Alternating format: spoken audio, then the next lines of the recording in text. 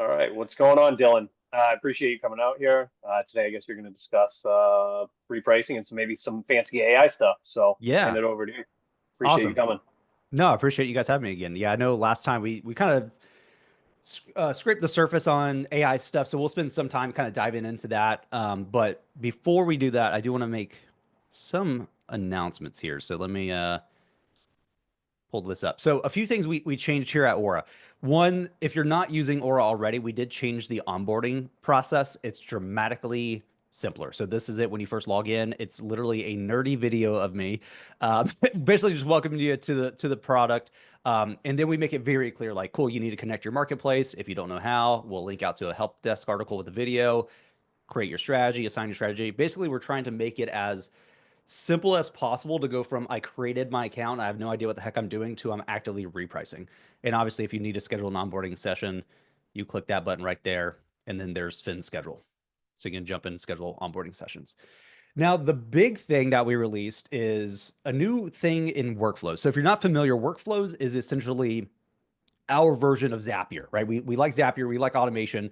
And so we wanted to build this feature, which we launched many years ago, that basically would take some of the administrative work from your repricer and let it do it for you, right? So I like to tell people when you go with some repricers that don't have functionality like this, you're basically creating a job for yourself, right? You got to go in once a week, change your strategies around, a new batch of listings come in, you got to assign a strategy, do all that mess. What we realized though, I'm going to pull this up because it helps. I wrote this blog post that basically breaks down how to automate 90% of your Aura account with three things. So the first thing is importing costs. We need those because we want to automatically calculate min values. Those are super important. So what we do is we basically say, hey, you should be using one of our three integrations. If you do that, we're automatically importing your costs. Now, if your strategy is automatically calculating your min values using something like profit margin or ROI, basically the moment you assign it, it's done. Problem solved. So that helps. That's pretty good. But what about new listings?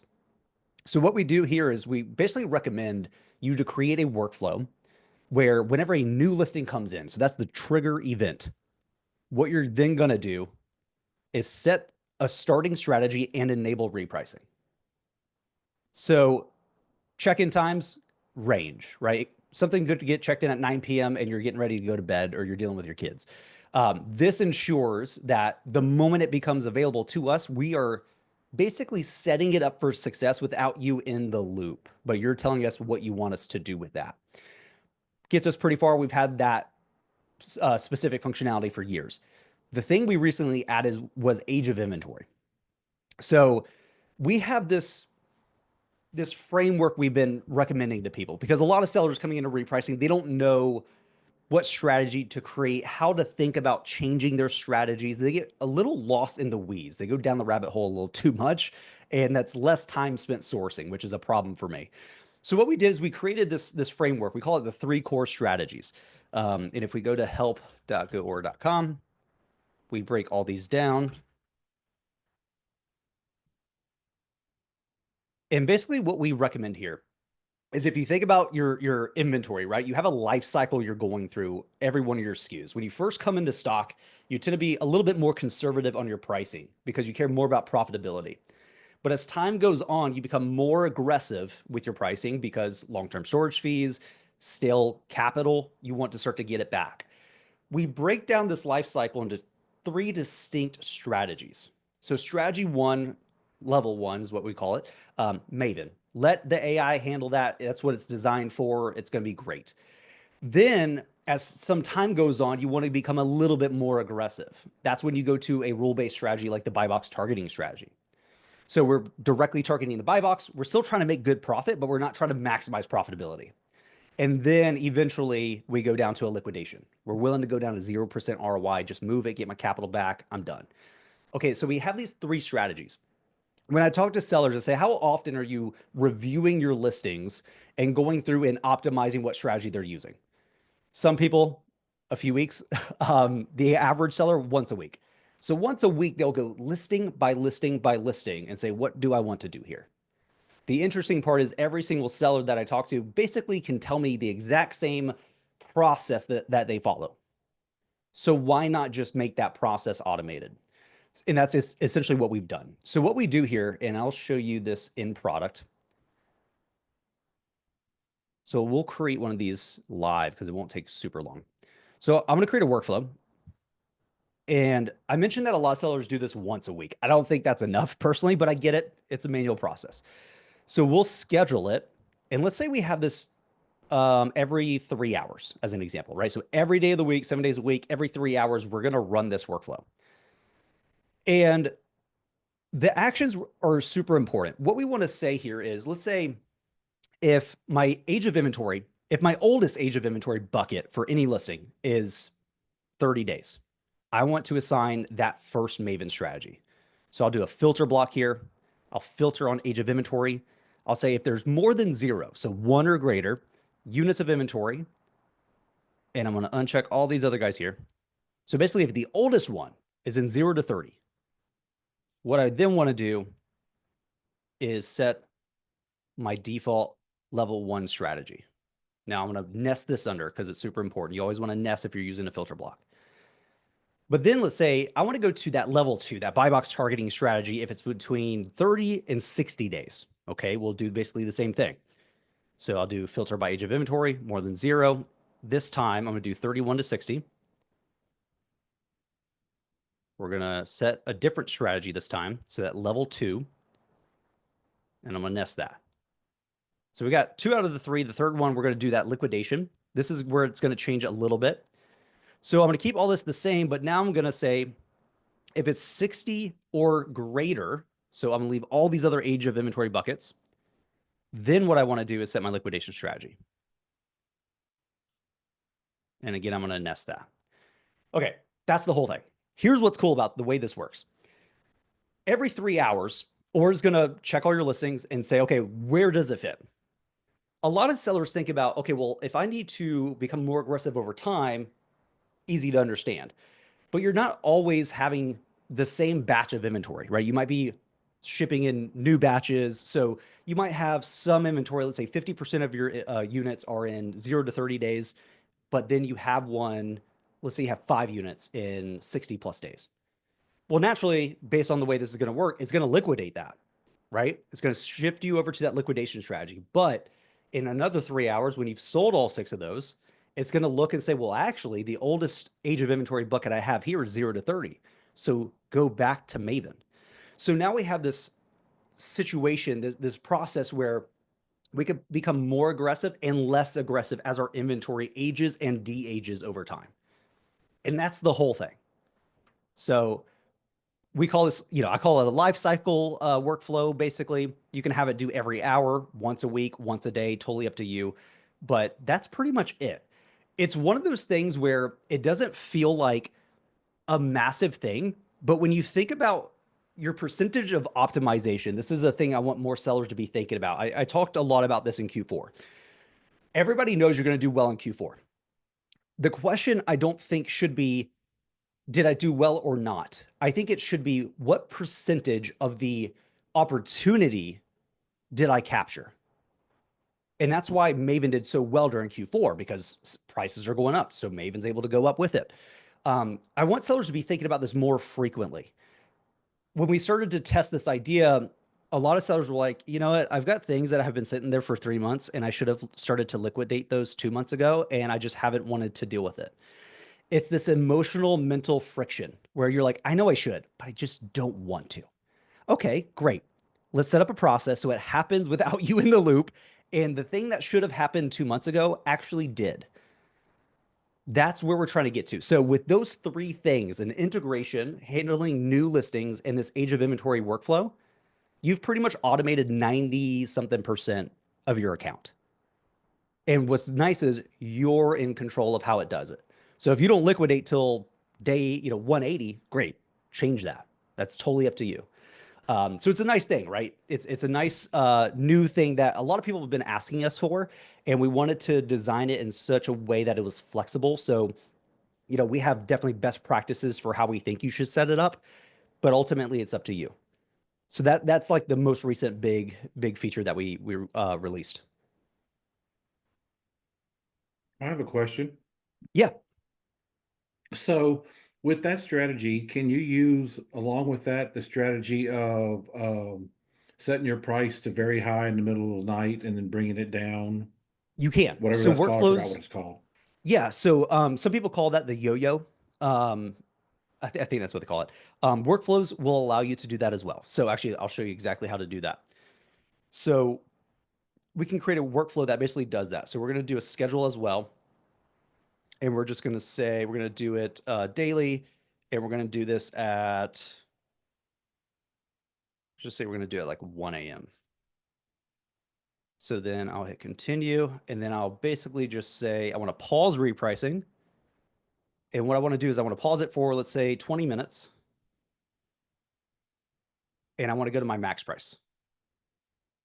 So every night at 1 a.m., all my listings are basically going to go to their max price for 20 minutes and then go back to repricing. What's cool though is Maven will do a lot of that for you automatically. So again, going back to that percentage of optimization, doing a lot of sellers do this once a day, sometime in the middle of the night, or multiple times a day. So like on some kind of set schedule. It's better than not doing that. But the issue is, how do you know that midnight is technically the best time to do that and for every SKU? So what's nice is Maven will do that for you, not necessarily going to your max price directly. We're calculating something called the optimal price, which is the balance between sales velocity and profitability. So this calculation will, readjust in real time. What's nice about that is we're doing that whenever it makes sense.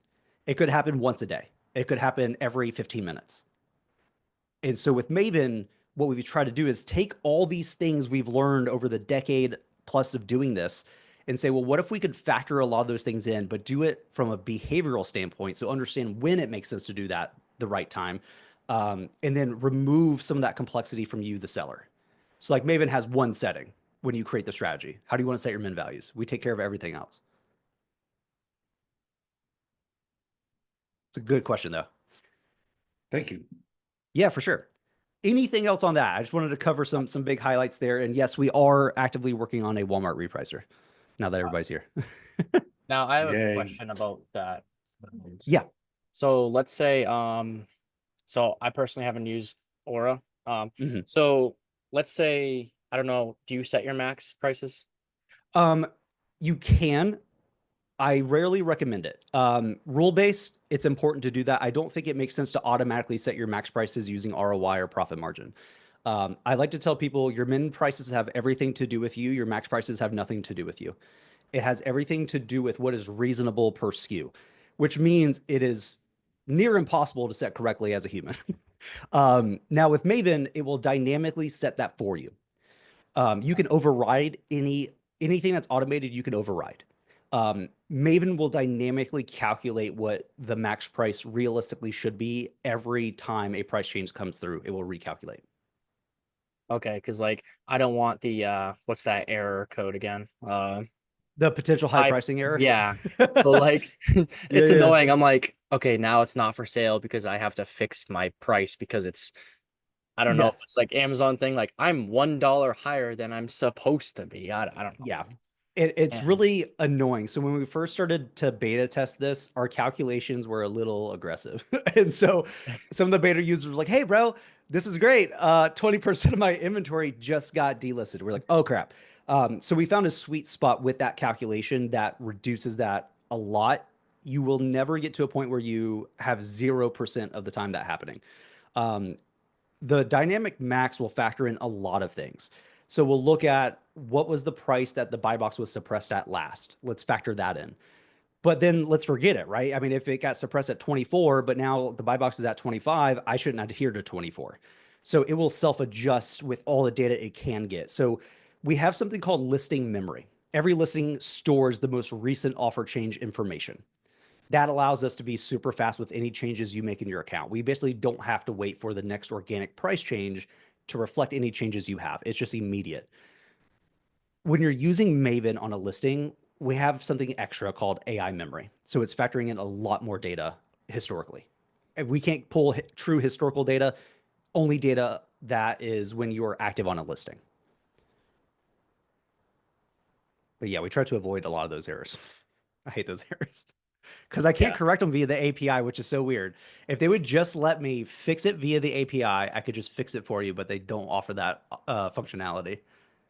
Now, I've heard, I'm not sure if this actually works. I don't know if it Mhm. was like on certain ASINs and I thought it did, but like, you know how you can set your min and max on Amazon? Like, Yes. if you put something there, will that Mhm. like think you didn't make a mistake, so it'll just like keep whatever price you want? Um, You know, I don't know if that's a yeah, thing. I know what you're talking about. I never recommend you to set a min and max in Amazon ever. It will Okay. only create problems because no repricing tool is going to look at the min maxes in your Seller Central account. I'm not even sure if we can. I know you can set them, but I'm not sure if you can read them.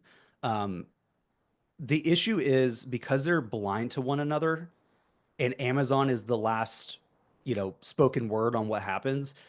What can happen is you're dynamically setting your mins as an example, right? You're using ROI. So the fee changed. Okay.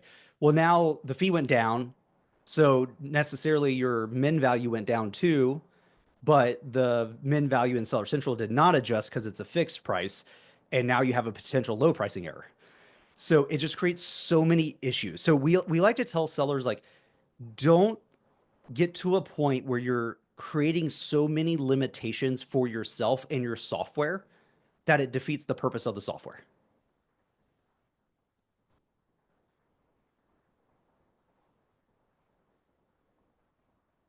Any other questions on anything we've covered so far? Not so much a question, but one of the really cool features that you provide is if you don't know how to do something, you'll do it for them. Oh yeah, all day. Yeah, you can always reach out to support. You're going to talk with Casey or Finn. Our whole team's in Boston. You're not dealing with VAs overseas who don't know what the heck's going on. Our team can actually jump into your account. We have what's called a peer-in feature for admins. So if you're like, hey, I think I set up this strategy for what I want, but I'm not sure, we can jump into your account and tell you exactly what. So a good example here, when we released the Age of Inventory workflow, we started polling every single day, every user who created them and manually checking their accounts to make sure they're set up correctly. And we'll find a few that are like, oh, okay, you forgot to nest this, so it's not actually going to work the way you think. Or hey, the way you set this up is actually going to put everything on a liquidation strategy. We'll turn it off and like fix it, and then just let you know via email, hey, we checked your new workflow. There were some issues. We fixed it, and it's off. Go review and toggle it back on. So we do a lot of like checking to make sure you guys are good. Yeah, I was just asked a few questions. What I liked about R before this call, and Hmm. that was like one of the I think one of the most valuable things because a lot of us aren't experts at this stuff. This Right. isn't what we do all day. Yeah. And the fact that you can just jump in there, take over the reins, and make corrective actions is I think Yeah. that's pretty cool. Yeah. I like to tell people if you got 30 minutes worth of work in your account you need to get done and you only have 10 minutes, I'd rather you take the 5 to 10 minutes and explain what you need done in your account to my team and we'll get it done for you. Super cool. Yeah. All right, you guys want to geek out on some AI stuff? Yes, sir. All right, let's Yes. do it. Andrew's like, about time. Okay, let's set some context for ourselves. All right, so my default tab whenever I open a new tab is to Perplexity. I don't use Google anymore. Google, if I want to know something, I go to Google. And the thing I want to show you guys is OpenAI's 5 levels of AI. Okay, so it kind of tries to tell me, but this is clunky, and then I gotta go. That's a Reddit post. Okay, whatever. So not great. I have to go through, click, and find all the answers, right? Or I can do the same thing in Perplexity. It will do the search for me, find the sources, and it will just directly tell me the answer. It will also give me a source for where it found the answer. And so like, actually, this is the exact thing I wanted to show you guys. So it's actually telling me the answer here, which is cool. And I can ask follow-up questions. When it comes to figuring things out and learning fast, Perplexity is probably your best thing you could ever do. If you're like, I have no idea what this term means, throw it into Perplexity, it will tell you. Perplexity is free. I'm on the pro version. It just gives me a little bit more control. Okay, so let's talk about AI with some context. OpenAI, who created ChatGPT, came out with this framework, which is 5 levels of AI. So you start with conversational AI. These are your chatbots. This is what we're used to seeing, and they all kind of suck, right? This put a bad taste in everybody's mouth for chatbots. Then you get to, this is really human level reasoning. Let me go over here. This is better. Human level reasoning. We recently got this. So we're technically at level 2. Human level reasoning is pretty interesting. So if I go to my chat GPT here, there's different models, right? So if I go to O1, this is like their big model. Let me do a new one here. If I ask it a question, it's going to think, right? So your regular models are just going to immediately answer the question, which means it's going to hallucinate, which means it's not going to be perfect. It's going to miss a lot of things. The moment we got this O1 model, it allowed us to reach level 2. It doesn't seem like a big deal, but it is, because every level builds upon one another. So this allows us to ask more difficult questions, have the model think before it answers us, and give us better responses. This is huge. Now, level 3 is where the goalpost has moved for 2025. These are agents. And I'm going to go through these. I'm going to spend a little bit of time on agents, but I want to go through these first. Level 4 is innovators. Innovators are things where you could say, here's a subject, like a science. Go find novel ideas and explore those. Go create new things. So a lot of people think that AI is not creative. That's actually not true. Level 1 is what people are used to, and they go, well, it sucks at being creative. Well, sure. You get level 2, or it's at level 1, you get to level 2, a little bit better. Innovators are where you could say, hey, go look at my entire business and find unique opportunities for me, and it can innovate in that way. Level 5 is entire organizations. I want you guys to think about this. Level 5 means your entire business, your entire company is a collection of agents running themselves and coordinating together. That's when everything changes. Now, level 1 was cool, created a lot of buzz. Level 2 pushed the needle.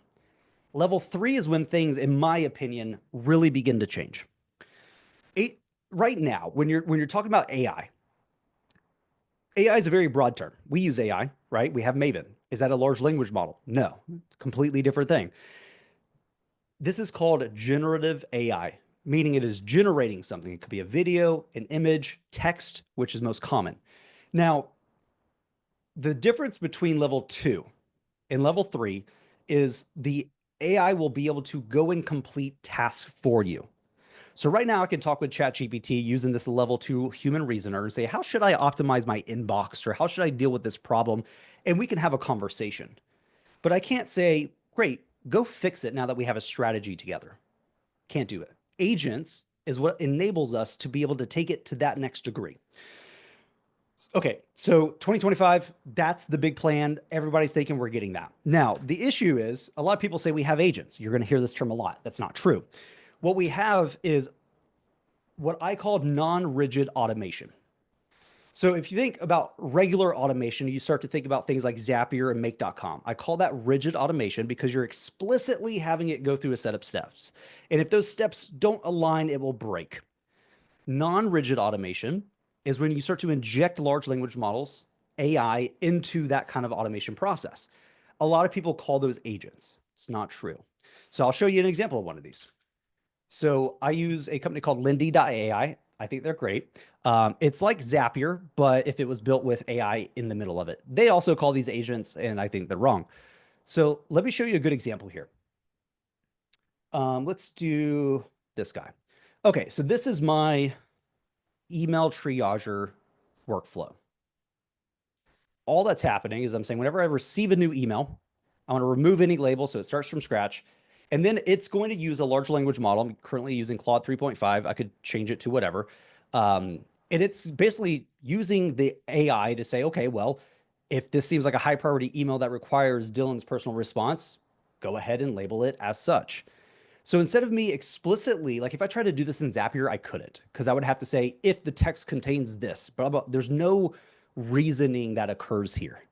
Now in Lindy, that does occur, right? So I'm using natural language here. So I'm basically using this to automatically organize my email inbox. Kind of cool. But let's take this a step further. I then want to say, because I have a lot of people reach out asking for shirts. So I'm going to say, let me zoom in here. So whenever it's asking for a shirt, it's going to label it as such so it gets out of my inbox. And then it's going to check a condition. It's going to say, okay, well, if the person sending this email has included their shipping address, full name, phone number, and shirt size, and let them know all 4 are required. If that's true, then it's going to go ahead and email Finn on my team who processes those with all 4 that it needs. Now, on the flip side, if it does not include all 4, it's going to do something different. So now it's going to say, okay, if the email did not contain that, blah, blah, blah, let's go to an agent. And then it's going to say basically the prompt that I gave it. I basically say there's 4 requirements here. If you're missing any one of these, email back and forth with that person until you have all 4. Once you then have all 4, then go ahead and do that same thing of sending it to Finn. So any one of you could email me. I have this turned off right now, just FYI, but because I'm trying to work through my inbox. But basically, I will have Finn say, hey, did you see those 3 shirt orders? No, never saw them. But Lindy went back and forth with somebody 4 times to get all 4 things because they didn't want to send me all 4 at once for whatever reason. They're like, oh, here's my shirt size. Great. Where do I need to ship it? But what's nice is I'm not writing these emails. It's actually writing the email for me on my behalf and sending it on my behalf to say, hey, thanks for, giving me your shirt size. That's awesome. I need these 3 other things from you. It will go back and forth as long as it needs to get what I need. It's kind of cool. Now, another thing you can do here, daily email summary. I have something that 8 a.m. every morning, it'll check all my unanswered emails. It'll check for any calendar events for that day. It will summarize it. And then it will send me a Slack message. So it'll be like, hey, Dillon, you got 3 emails. One's about this thing. You got 4 meetings today with X, Y, and Z. Have a great day. Cool. Now, what I'm doing here, I actually stole from an old ChatGPT thing I was doing, where I was writing some code and basically having it do that for me. Now I just have Lindy do that. So when people are talking agents, we don't have agents. We have this, which is still awesome. This is still a massive leap in terms of what you can and cannot do. This is really cool. Now, the next thing is, what I just showed you is things that you have to create yourself. I don't always love that. Sometimes you need to because you have a very clear, like you have your use case and nobody else has that. Nobody's building it for you. So just build it yourself. But there are other things like Howie.ai where I basically, let me log out here. I schedule a lot of meetings. Well, everybody tells me I should get a assistant to basically help me with this. I disagree. Instead, what I do is I CC Howie on any email and say, hey, find us a time next Tuesday to meet. It'll check my calendar. It knows my preferences. And it will email you back and say, cool, Dillon's available at these 3 times on Tuesday. You'll say, you know what, 2 p.m. sounds great. Awesome. It'll add it to both our calendars. It'll title it based on the context of the email itself, and it will add a Zoom link. So all I had to do, and it could go back and forth with you for a week. I've had that happen where it will actually auto follow up and say, hey, we were chatting yesterday. You never got back to me. Do these times still work? And that person might say, actually, Wednesday is better for me. Great. Here's the Wednesday availability. Let me go ahead and sort that out. Or you could email me, 2 hours beforehand and say, actually, I need to reschedule. And it'll say, okay, cool. I'll do that for you. I'll remove the Cal event, find us a new, better time. And I'm out of the loop. So we're right now where we are at is there's a lot of things that seem amazing that people are talking about, but we're not quite yet there. However, I think people are both overestimating AI and underestimating it at the same time. What a lot of people do is they want to jump into ChatGPT, hope for the world, it fails, and they're like, this is garbage. The reality of it is there are tools being built with these large language models that are useful in a lot of ways. But it's not at the point where we have Jarvis. I'm a big Iron Man dork. That's what I want. I want freaking Jarvis, dude. But what I'm trying to get sellers to understand is a lot of the things you think are 5 to 10 years away are 6 months away. We are now entering into an exponential curve. Humans struggle with exponentials. We're really good with what's called local and linear. the way we basically, grew as a species. You only knew what was local to you geographically, and things didn't progress that fast since we had fire, right? But now with digital things, it's exponentially growing. So we're going not from 1 to 2 to 3, but from 1 to 2 to 4 to 8 to 16. And so whenever you're thinking about where we're going to be at in 5 years, go ahead and assume that's 6 to 8 months away, because that's pretty much where we're at. Now, I gave a presentation at AMZ United talking about AI and getting people to understand and how to think about it. I mentioned, Howie, stuff like that. If you break down what you do as a seller, let's say, I did wholesale. That's my background. The process for wholesale is sales. You don't learn a skill called wholesale. Nobody wants to talk about the fact that it's basically just sales. So what I did is I would cold call 10 brands a day, right? So I had to understand objection handling, things like that. Well, let's break down what a phone call is. It has some context to be able to have the conversation and be able to phone somebody and speak. Okay, well, context is the easy part. I can give any AI a bunch of the objections and how to handle them properly, and it will do that via text pretty well. Phone calling, we can already do. I have an app on my phone called Simple AI. Pull this up here. So Simple AI. This is my AI folder, by the way. I have a whole folder of AI stuff. I can give it a phone number and say, hey, call this pizza restaurant and see if there's any availability for 4 people tonight at 8 p.m. It will call them, have the conversation, report back to me. So we can actually phone. That's easy. We can do that via an API all day. Have the conversation, and we're good. So why aren't people doing that now? Because nobody's built the software to explicitly do that. Could you build that yourself? Yeah, but you have to be a software engineer. So this is the gap we're in right now. You can build these things, and there's plenty of companies. If you go on X and look up like AI phone calls and stuff like that, there are companies building AI agents, for lack of a better term, for logistics. And it can Slack people and email people and cold call people and blah, blah, blah. And it just feels and sounds like a human. So if we take it down to like OA, is there anything physical that you do in OA? No, it all happens on a computer. Well, what are you doing? Well, you're analyzing a crap ton of links, extracting information, comparing that information, and then saying basically a condition. If it's at least this kind of profitability, let me know. Okay. Well, how do you scale OA? If I said, hey, right now, I want you to find a way to 10x your volume of OA inventory you're ordering per month, you would probably have to go hire a bunch of VAs because it's time. That's what it comes down to. Instead, if you have agents that are scouring, let's say you create 10 agents. Every agent is going to be assigned a site, one for Vitacost, one for Target.com, whatever. 24/7, it's going to have all your preferences. So certain categories, what you're blocked in, what you're not gated on, all that stuff. And you're going to say, okay, here's the FBA calculator. Go and whenever you find something that looks interesting, check it, run 24/7.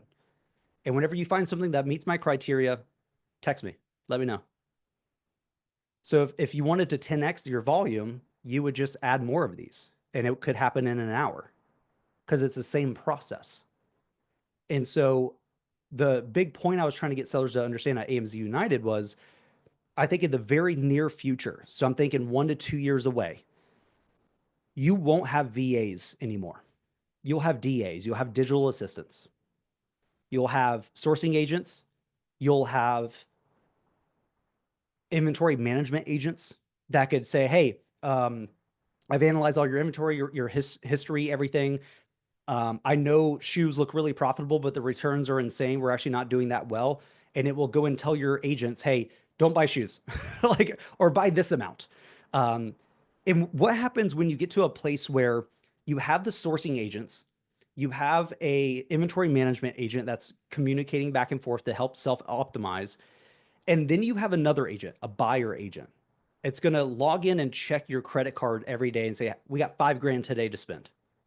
It's going to look at all the leads that your agents found overnight, past 24 hours, and it's going to say, okay, how do I best spend this $5,000 and then go and buy them. Buying things with AI is not difficult. That's not a big issue. So we're now at a point where it's not is it technically possible from an engineering standpoint? It all is. Now it just comes down to, can you combine the Lego pieces, these components, in the right way for what you need? And we're not far off. I'm going to pause there because I know I went down a rabbit hole.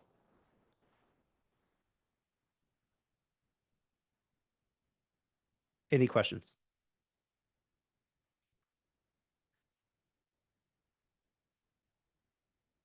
Tim, you're leaving me out to dry, man. I thought you were going to have like a laundry list. I have a question. Yeah. How do you build these people working for you, and this agent? We're not there yet. So you could build it if you're a software engineer. That's the issue. Me neither. Me neither. That's the problem right now. When you break down everything that you would need it to do, AI could do that in some way, shape, or form. We're at this point where if you're a software engineer, you could build it yourself pretty well. If you're not, then you basically have to rely on either a tool like Lindy.ai that allows you to basically create your own kind of stuff. Lindy's not going to be able to do this now, but I'm just going to use them as an example. Or a group of software engineers say, we want to apply AI to sourcing, and then they go and build it for you. So I think that will occur. I mean, I think right now, when you're looking at the software, the tech space that I'm in, everybody right now is up in a roar because everything's changing. What it takes to build software is changing. There's tools like Cursor where you could use English and just say, I want you to write this Python code, and it will do that. It's going to be perfect, not necessarily, but they're getting better. So it does seem like we get to a point where you have what's called composable software. What that means is you say, I need a piece of software to do X, and AI builds that software just for you. And when you're done, you delete it because it doesn't matter. You can recreate it all day long. So a lot's about to change. And I like to tell people when we're talking AI, because I have a bunch of family members that I talk about this with, and everybody has different mixed emotions. Some people are very optimistic. Some people are very pessimistic. I understand there's a lot of fear of job loss. That's rightfully so. However, the way I think about this is, what happens when the average person has access to 10 PhD level AIs? Can we unlock the latent potential in the average person? There are things that, like I can write code. I'm not a software engineer though. I don't write Aura's code.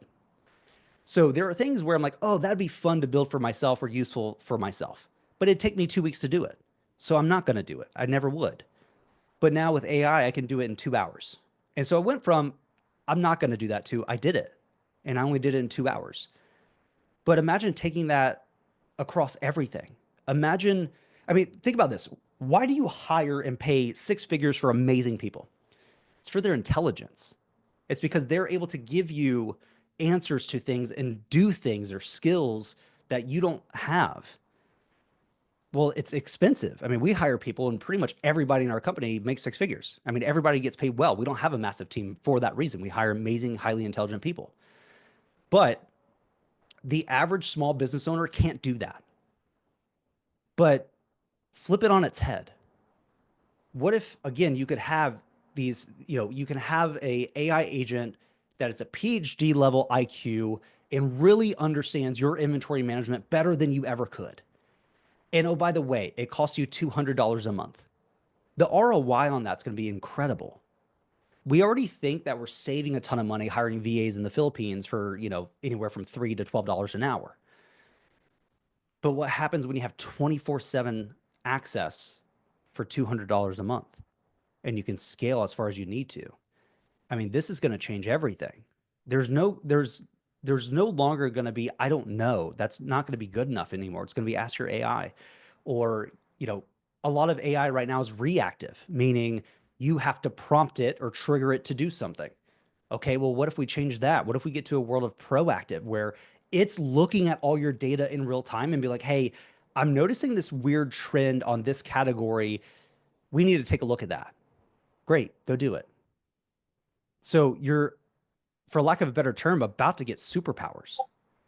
I mean, that's what's going to happen. Everybody, every single human is going to be accelerated and augmented in such an incredible way. You know, you're going to have different variations. You're going to have agents that just do the task without you even in the loop, and it's great, and you forget it even exists.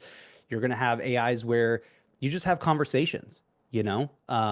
It's going to range all over the board, but we're still very early in a lot of this stuff. But again, it is moving at an exponential pace. So I think what's important for everyone here is start to jot down all the tasks, the repeatable tasks that you do. And then think about it through this lens. Either try to find a software built for solving that exact task and pay for it. Or could you build something like using a Lindy.ai that could do that for you better? I had a massive influencer in the Amazon seller space reach out, practically in tears because his assistant of 7 years left. He's like, I can't keep up. I said, okay, let's break down what you need done. Well, I've got a bunch of files that, you know, she would organize for me. Okay, let's use Lindy or something else.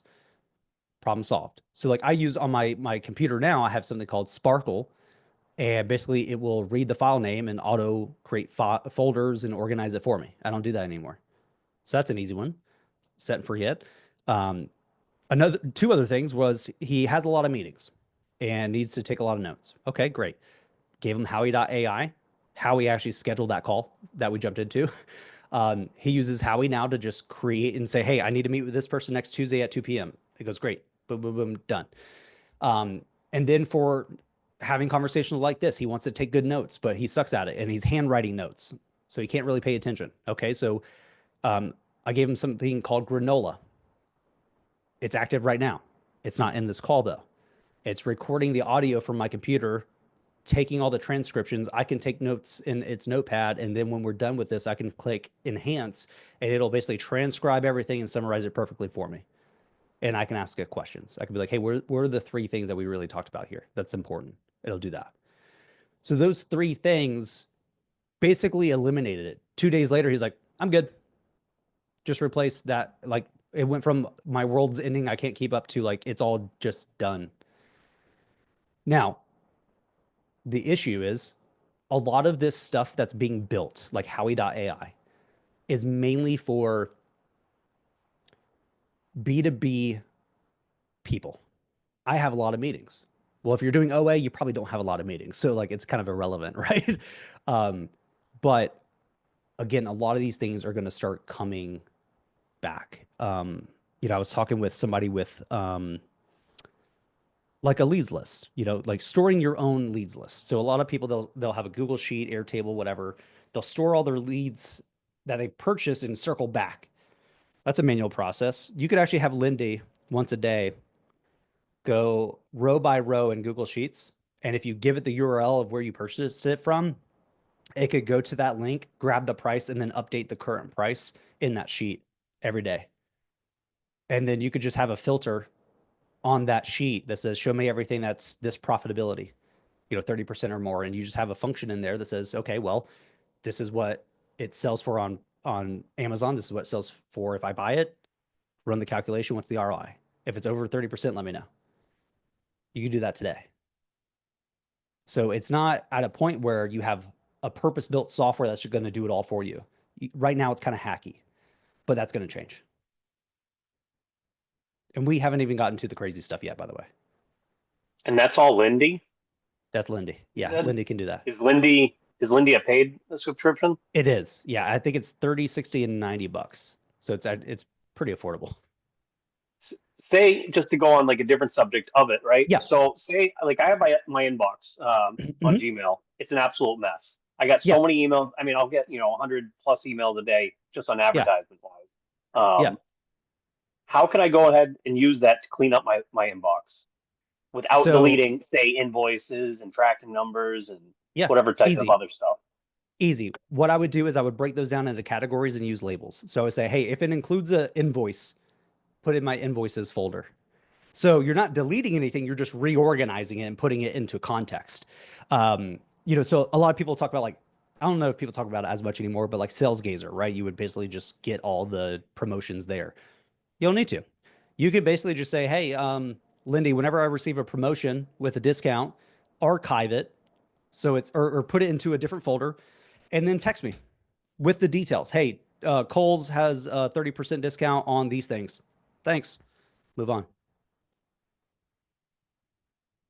And one thing that I've really been thinking about, which I think would be interesting but kind of difficult, is you're doing OA, so you get a bunch of order receipts.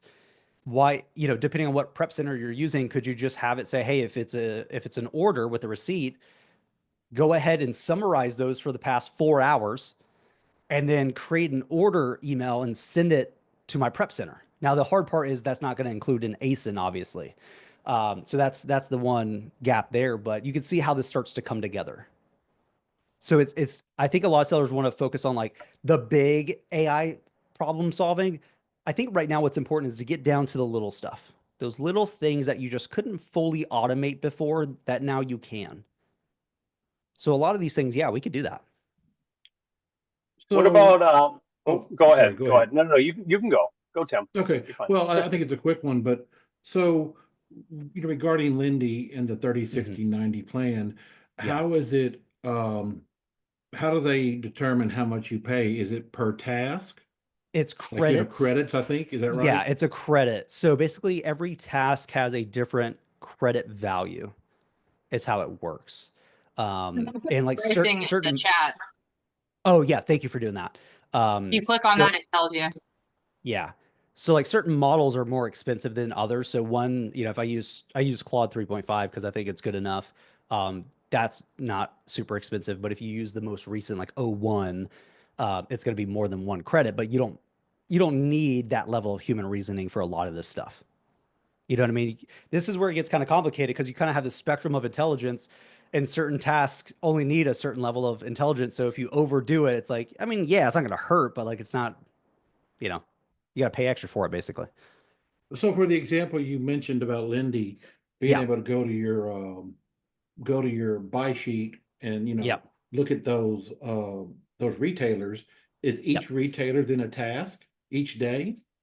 I think the way it would work is it might be multiple tasks per row, because what you're doing is you're pulling something, you're checking it via the web browser, and then you're updating it. So that might be like 3, possibly 4 tasks. Well, that could be a lot of tasks per month doing that. It could. Yeah. Yeah, it could. Okay. And the that's thing, just my point. yeah, you're trying to figure it 1000%. out. Yeah, for sure. And this kind of goes back to my previous point about like the percentage of optimization. A lot of sellers, I was at a Proven conference and somebody gave a presentation on basically like you should have your own database of leads. I'm like, that sounds awesome. But you know what humans are? Kind of lazy. like like you can build that all day long, but do you really want to like go through that? And so what people will do is they'll pay a VA to do that. But that might not be perfect, and that has its own cost. And so I think what's important is, one, are you doing it? And if you're not, then it's a null point. And two, if you're paying somebody to do it, it's definitely cheaper to have an AI do it. And so you're possibly changing, let's say $700 a month for somebody to do that task daily, down to $100 a month to do it daily as well.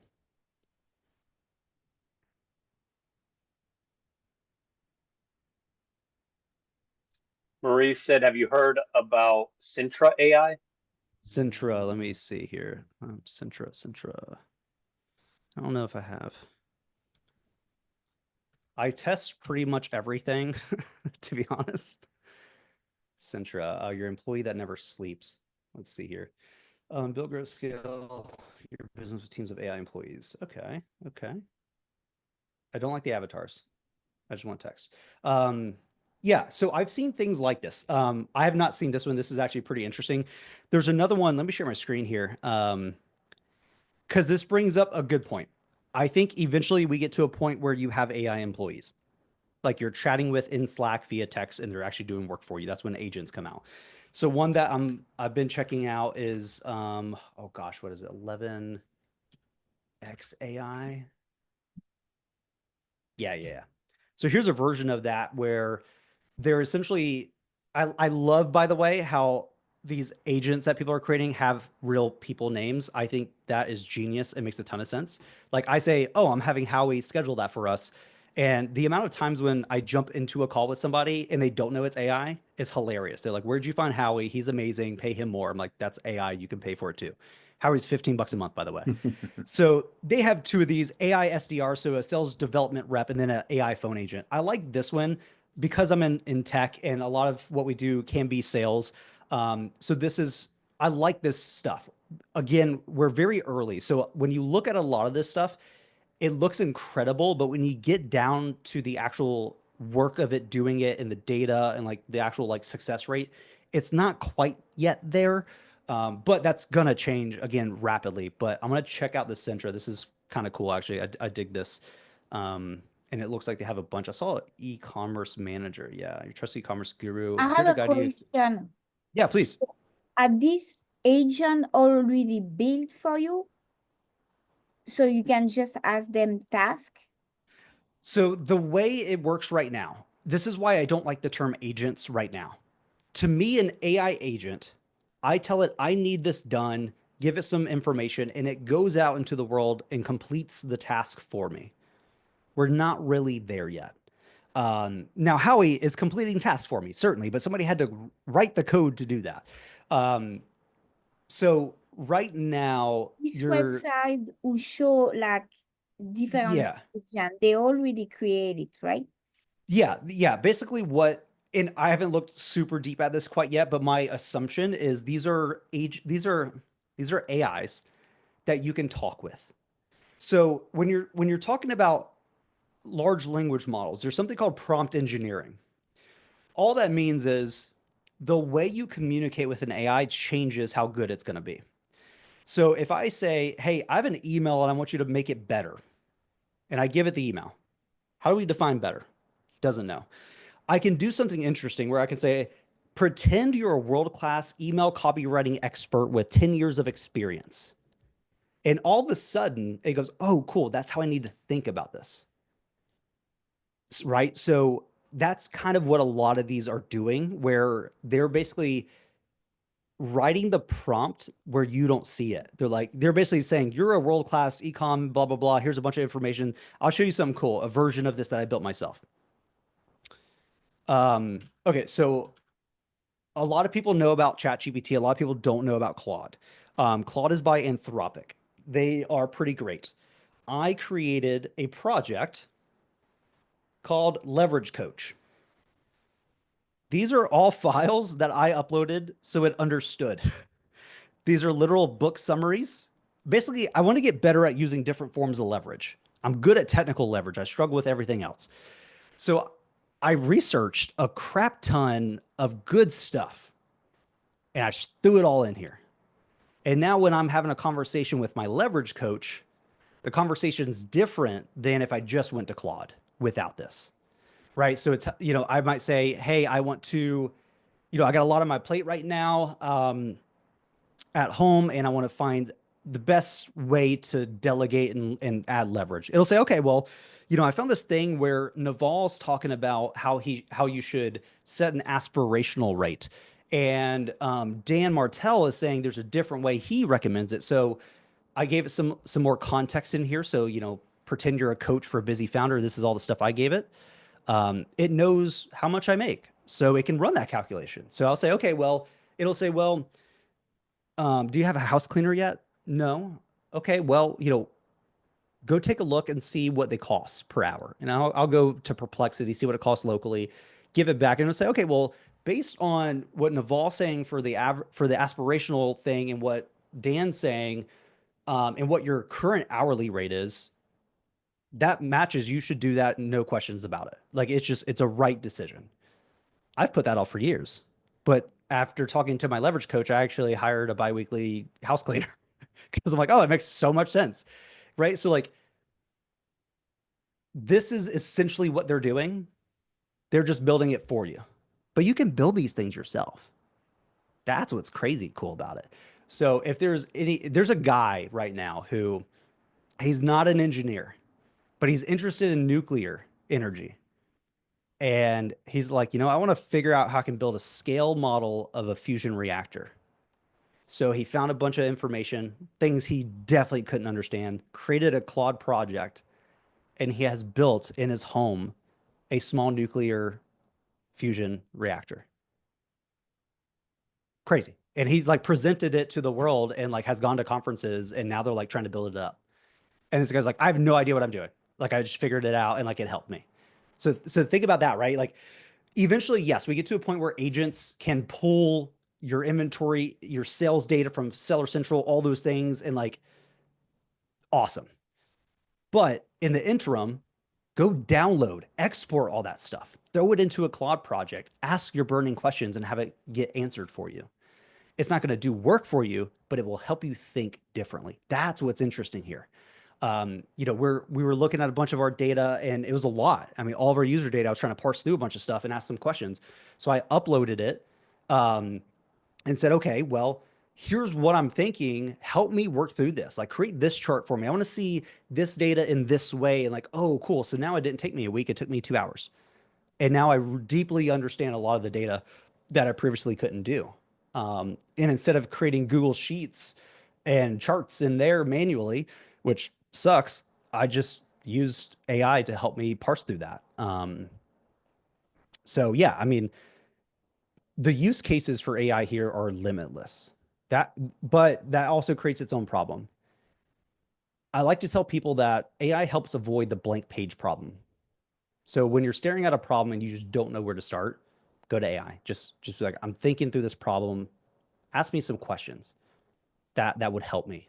And it just gets the ball rolling. The problem with something that can do a lot is deciding what to do with it.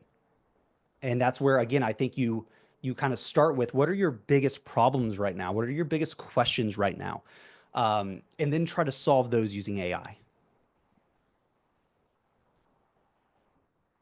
Trying to think if there's something I didn't mention, because there's a lot. Yeah, again, I try pretty much everything. Most things are not at a place where I think they're usable. I created a blog post here that I update pretty regularly. This is a list of everything that I actually use. Again, I try a lot, but there's not a lot of things that stick. These are things that stick. These bottom two are coding related, so don't worry about those. Raycast is basically this guy right here, which is awesome. Sparkle is what I mentioned. That is, where's Sparkle? Up here. So I basically just tell it, hey, for my documents and folders and downloads. So if I go to files, downloads, all my recent stuff's in here. If I create a manual folder, those all go into here. And this is the AI library that it auto did for me. So I download something, it goes here, it waits, and it goes to the recent, so I can find it. And after a little bit more time, it'll say, where should it go? And it'll create stuff for us. I mentioned Lindy. Dot is kind of cool. It's really on your phone. There's no business use case for it, but it's like you get to have conversations with it, and it's kind of neat. But the memory on this thing is insane, actually. I will say that. Granola, I mentioned, we went over Perplexity. And again, it's not that anything else is not good. It's just I try to find things that are actually practical now. Things that would meaningfully move the needle. And I'll throw a link to that in chat here for you guys as well. I do update this if anything gets added or removed. I was just trying to go to it and it's coming up as a can't be reached. Try that link. Got it. Nice. But yeah, there's 2025 is going to be the year that a lot of things change. I've been telling sellers the theme for 2025 is adaptability. We're already seeing a lot of policy changes that are forcing people to make different decisions just from Amazon. But thinking through how technology is changing rapidly right now, it's hard to imagine what the next 6 months are going to look like, because either not a lot changes or everything changes. And that's going to be exciting and really scary at the same time because it's going to feel hard to keep up. Right now, like it's the 29th. It feels like it's been 3 months and it's been 1. Crazy acceleration. This is not even to mention humanoid robots, which I'm not sure. I'll show you guys this because a lot of people don't think this is nearly where it's at right now. Bigger robotics. This company's probably right around 2 years old.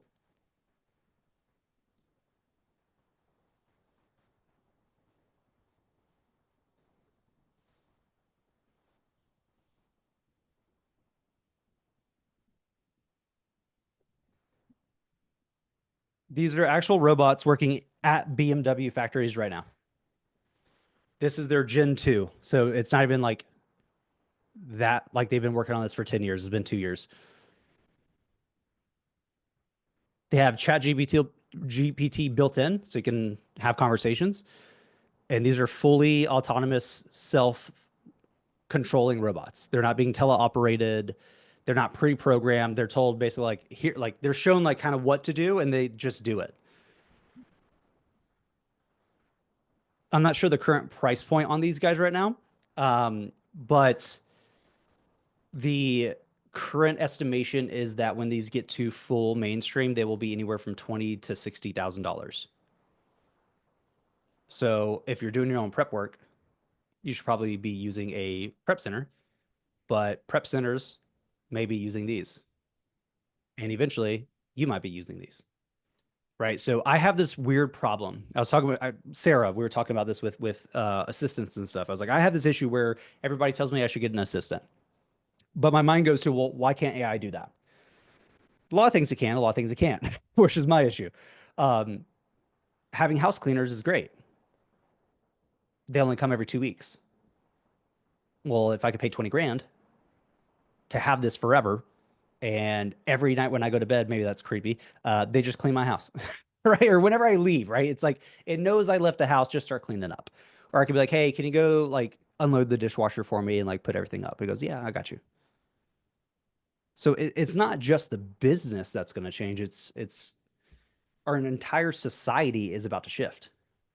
And again, I think for the better. I'm a true optimist on this stuff. And that's not to say that things won't be bad and things won't happen. It's all going to be rainbows. I don't believe that. But I think where we're going here is going to unlock a lot of amazing things. Yeah. What about safety? That's a good question. Safety in which way? Physical safety or yeah, physical safety is its own thing. I don't know. Maybe like the robots. Like I don't know. We've all seen a lot of movies. You never. I don't know. 1,000%. It's you know, it's kind of scary, but kind of cool in a way. But I don't know. And I think this is why a lot of people have fear of AI and robotics. It's because a movie where things go really well is really boring.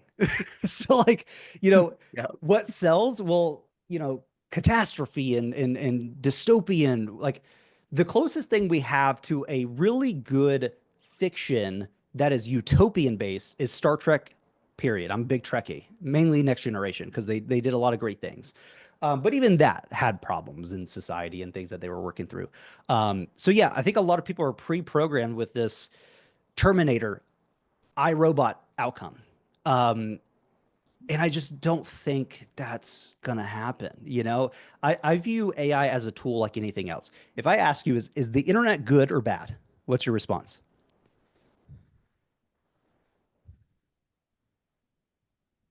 You got to think about it. I mean, it can be good and it can be bad. Correct. So the internet has done some amazing things for humanity. It's also allowed a lot of horrible things. But by itself, if you take the human out of the loop there, just it existing by itself, it's neither good nor bad. It's just a tool. And so could somebody use AI to do bad things? Yes, that's happening right now. You can clone people's voices. I've cloned my own. Right now, this happened to somebody on our team. They cloned his voice, called his grandparents, told them that he was arrested in Mexico and they needed cash. It's happening now. Does that outweigh the good? No. Does it mean that the bad should be dealt with? 1,000%. So, it's like, it comes down to the humans and the use cases. Can people misuse this? Sure. Can people use this for the right reasons? Yes. The important part is that you have two camps. You have closed source. So ChatGPT, Anthropic are closed, meaning you can't see the code, which means they own it. They get to dictate. Then you have open source. Open source is about 3 to 6 months behind closed source right now in terms of functionality. Open source means you actually can download it and it's yours. Turn off the internet, it still works. So it's democratized. We have yet to experience a world where a technology of this level was released to the general public as fast as to Fortune 500. So it's not going to be only the Fortune 500 super rich people get access to it and you don't. No, you already do. That's what's crazy. So open source is free, right? Like, yeah, you can pay $200 a month for ChatGPT's top tier, or you could download a competitor that's open source and use it for free. Up to you. So it's democratized. And that's what I want sellers to understand too, is like, this is not something only for massive companies who can afford $10 million a year contracts. This is for you. So ChatGPT is closed. Yep. ChatGPT is closed source. Okay. Yep. I use ChatGPT like every day. I ask it questions. Yeah. Gives me a pretty good answer, pretty Yeah. fast, faster than Googling it. So I just use the voice and I'm like, hey, I have a question. It's like, hello, how can I help you? I'm like, I Dude, have I'm telling you. this problem. And it's just boom. All right. I'm pretty much good to go. So I have Perplexity on my phone, right? So this is Perplexity, the thing I showed you guys. I'm going to turn on voice mode, right? So voice mode. Hey, when's the next NFL game happening soon? So I was thinking. I don't know sports. The next NFL game is the Super Bowl, scheduled for Sunday, February 9th, 2025. It will take place at the Caesars Superdome in New Orleans, Louisiana. Great. When are the seasons for major hockey? I don't know. I love the conversational aspect of it. Yeah. The NHL regular season typically runs from early October to mid-April, with the current 2024-25 season having started on October 4th. Now I can exit out. And schedule. I could go back. And here's that whole conversation. Right. And so this is where it gets kind of complicated because like ChatGPT doesn't necessarily have the ability to go search the web. It can, but Perplexity just does it by default. And so some of the hard part with this stuff is figuring out what tool to use when.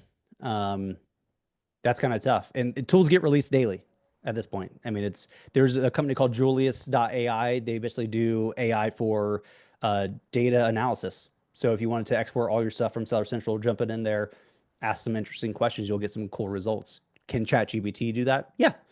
Not to the same degree, but it certainly can. I've done it. So again, it's a lot of sellers think this stuff is 2 to 4 years out, and it's just not. It's here now. And you don't need to become a pro at using this stuff, but you need to be curious enough to play around with it and understand what's possible now and what's going to be possible in the coming months. But I do worry about the safety of robots. Like I have stairs, so like if I'm walking up behind it and it like falls down on me, well, that's gonna be a problem. But we'll see. I mean, there's the ability for them to learn from each other too, isn't there? Yeah. So you have what some people call the hive mind. So if we all here have the same robot, and I teach my robot a skill, all your robots now have that skill. Think about how exponentially that scales. This is what happens. This is exactly what's happening with Tesla, by the way. I will get a notification on my phone, hey, your Tesla has a software update. I didn't train it, but all the cars collectively did. And now I got the upside of that. So it's the same thing. So you can do that with robots. You can do that with just regular AI, right? Like it's all the same thing. I think it's crazy because like everything will learn something instantly. Once one knows the one thing, now let's say you have 10 of them, they're all like, okay, they know what to do just instantly. Like that's insane. And Crazy. So much time can be saved. Like Right. Just think about It's how just fast you crazy. start solving problems. You Like, know, you might even, almost instantly, which is yeah, crazy. it might solve a problem you never even knew existed. It just didn't tell you. It's like, oh, I just fixed that for you. Like, don't worry about it. You know, like, How are they learning this stuff? um, Like something in that a, they're not given for data, like or somewhere to search it. yeah, Like how can they get that? it kind of depends on what we're talking about. If we're talking about robotics, there's a few different ways. There's a process where you can basically create virtual versions of the robot. You create 10 million versions that are running on a virtual machine, and they're all trying to solve the problem. This is what's called reinforcement learning. So you have what's called a reward. So if it does that thing, it gets some portion of a reward, and it's trying to win. So instead of trying to train one, which is going to take linear time, you say spin up 10 million of those and have them run in real time. And you'll pause at a certain point and say, which one did the best or which 10 did the best? Great. Get rid of all of those, take the best 10, replicate those, and keep it going, keep it going, keep it going. So this is what AlphaGo did for Go. So the big thing that happened is the game of Go, chess has already been solved with rudimentary AI. Go is infinitely more complicated. There's a set limit of moves in chess. Go's very different. This is what they did. They played tens of billions of games in parallel in a short period of time, and it learned what to do. This is what humans do, by the way. We just take forever to do it. Right?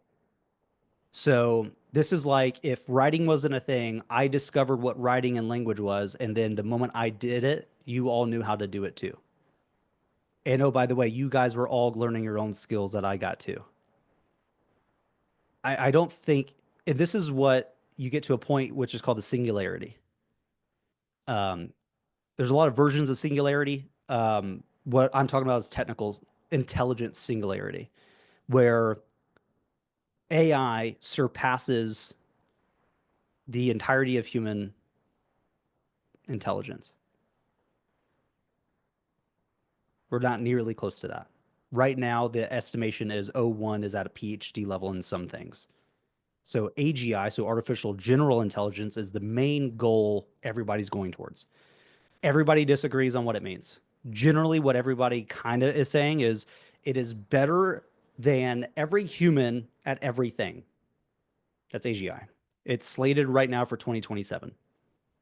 Some people say 2026. That's a toss up, in my opinion. Then you have ASI, which is artificial superintelligence, which is even past that, which we can't even freaking comprehend. We're just making up stuff at this point. But even then, there, like right now, the ChatGPT o1 model is better than most humans at a lot of things. Not every human, most humans. So if you have the skill set of copywriting deeply ingrained in you, you're going to be better. I don't have that. That's fine. I have access to it. So even if it's not expert level, it's still better than me. And so now we're in this world of it is augmenting your skills in a lot of ways, or it's teaching you, hey, make me better at this thing. Okay, let's work through that. There's a company, it's not really a company, it's more of a Web3 protocol.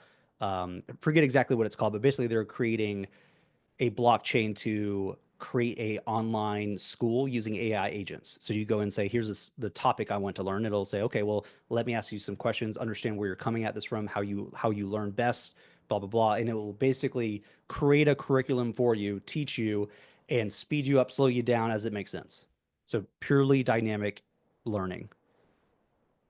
Imagine your kids having an AI tutor that knows them better than any teacher ever could, and you can go from K to 12 in 6 months.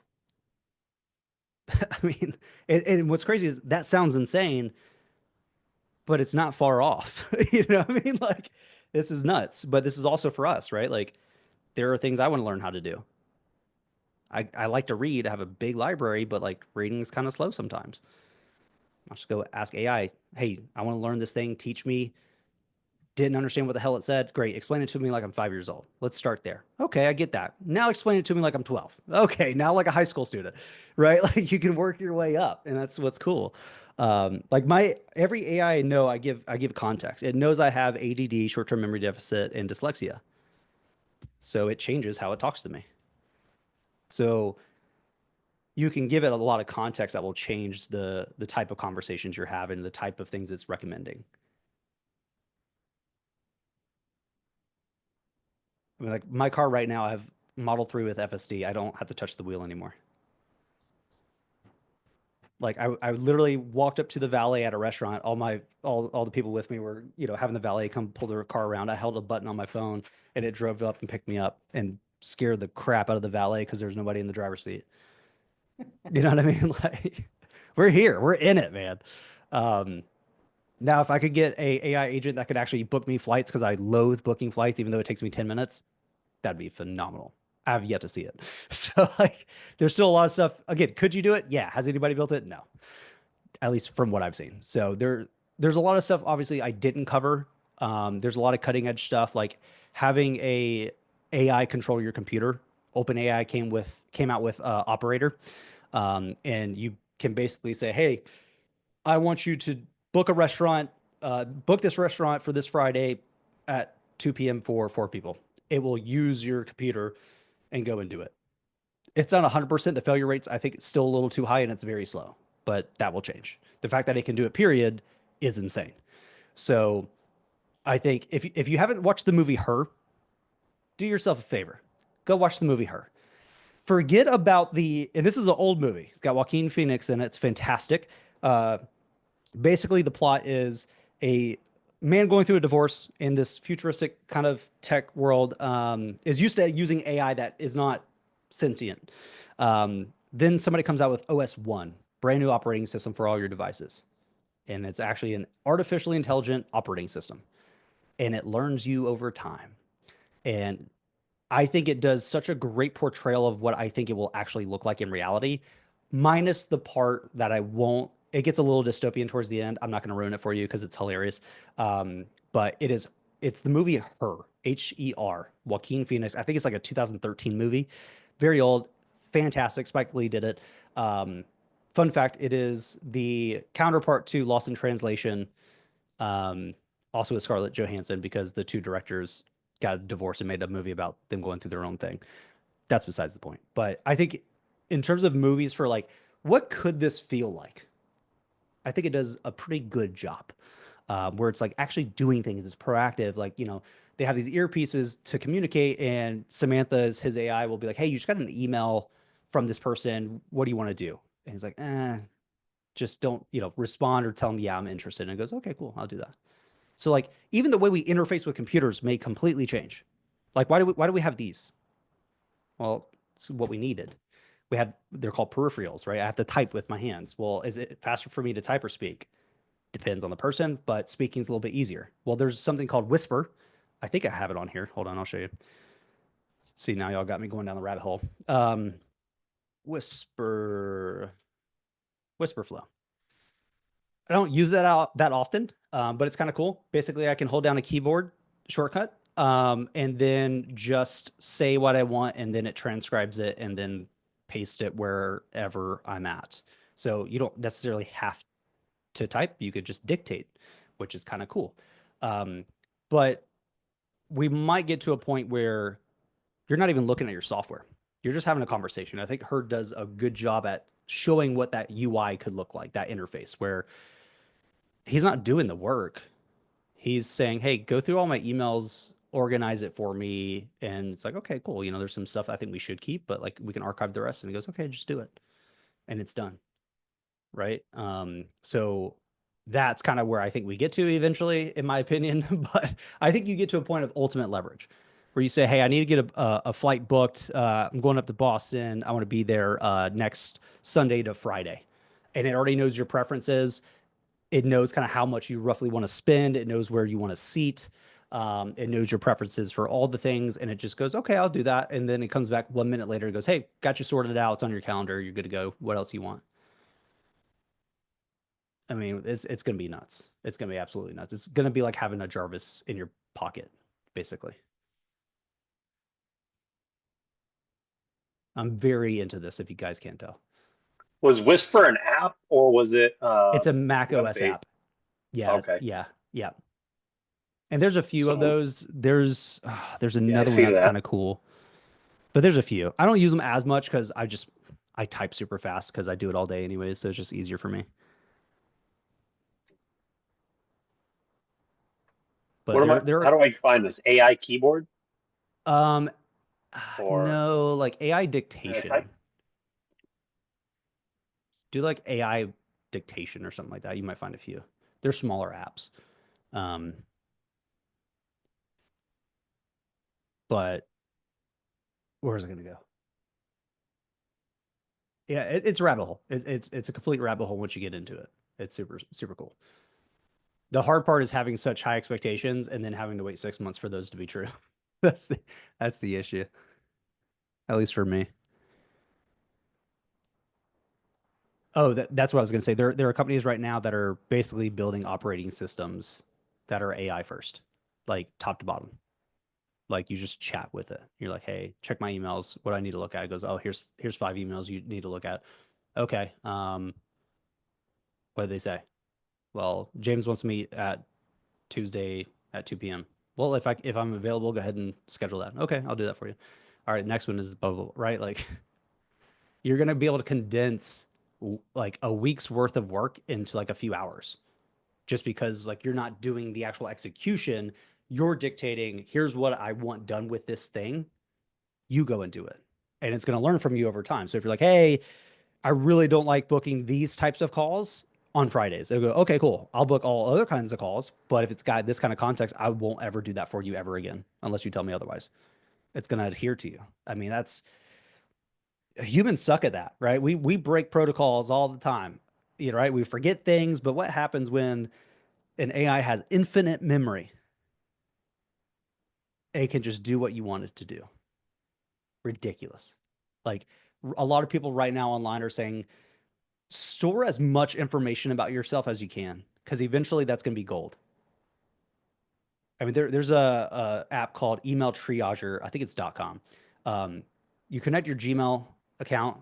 It scans. It takes 30 minutes. Scans all your emails, understand, and extracts information. It goes, okay, well, you tend to answer this way. Here's a bunch of knowledge that I extracted, some facts or data or whatever, and you can go in and change it, and it'll auto draft responses to your emails for you every time one comes in. It'll categorize it, understand what it is, and answer it for you. It won't send it, but it'll draft it. So you can wake up every morning with pre-drafted responses to all your emails. Like, What that's was like it called basic again? stuff. Email Triager, I think it's .com.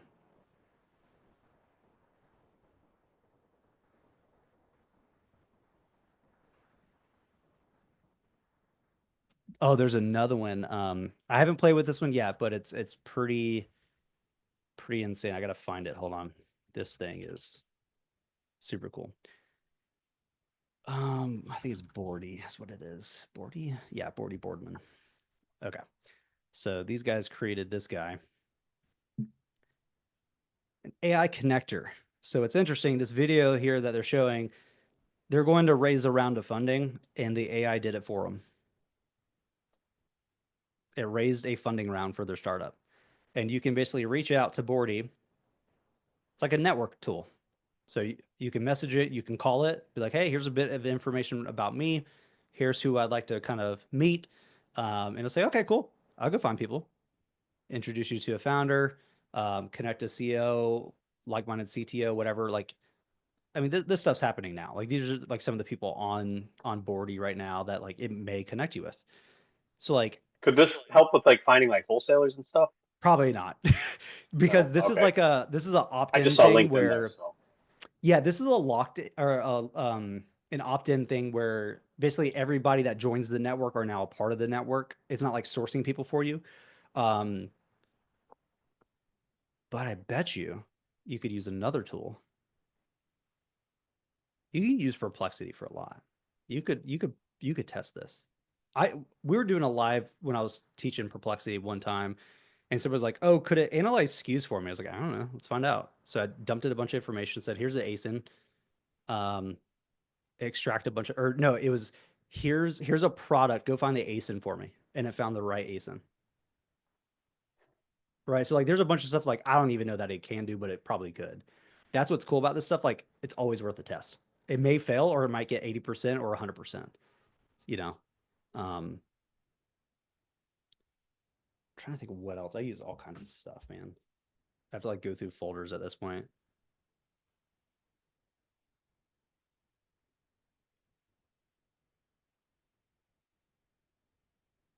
Oh, Arc search is pretty cool. So Arc is a browser. You have it on your phone. But what's interesting, let's see if I can get it to work. It's kind of like Perplexity, but if I hold this up to my ear, yeah. Oh, hold on, I gotta turn this up. Hey, can you find 3 restaurants in Jacksonville that are really highly rated for me?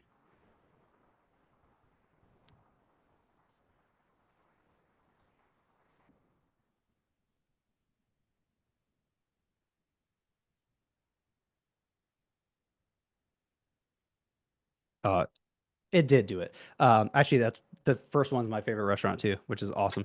But basically, what it's doing, it's mimicking a phone call. So I just opened the app, put it up to my ear, it recognized, and then treated it like a phone call. But it's basically just chat. So I could ask it questions and I've done this. I was literally going on a cruise. I was like, crap, we're at some store. I was like, oh, I need to find a hotel for us to stay at. So while we're walking around shopping, I picked it up. I was like, hey, find me a few like good hotels in that area for tonight. And I was like, okay, I found 3. Great. You know, people are like, I'm just talking on the phone. Like, it's crazy, man. And I don't use that one as much. I'll probably default to Perplexity more than anything because it's just a habit at this point. But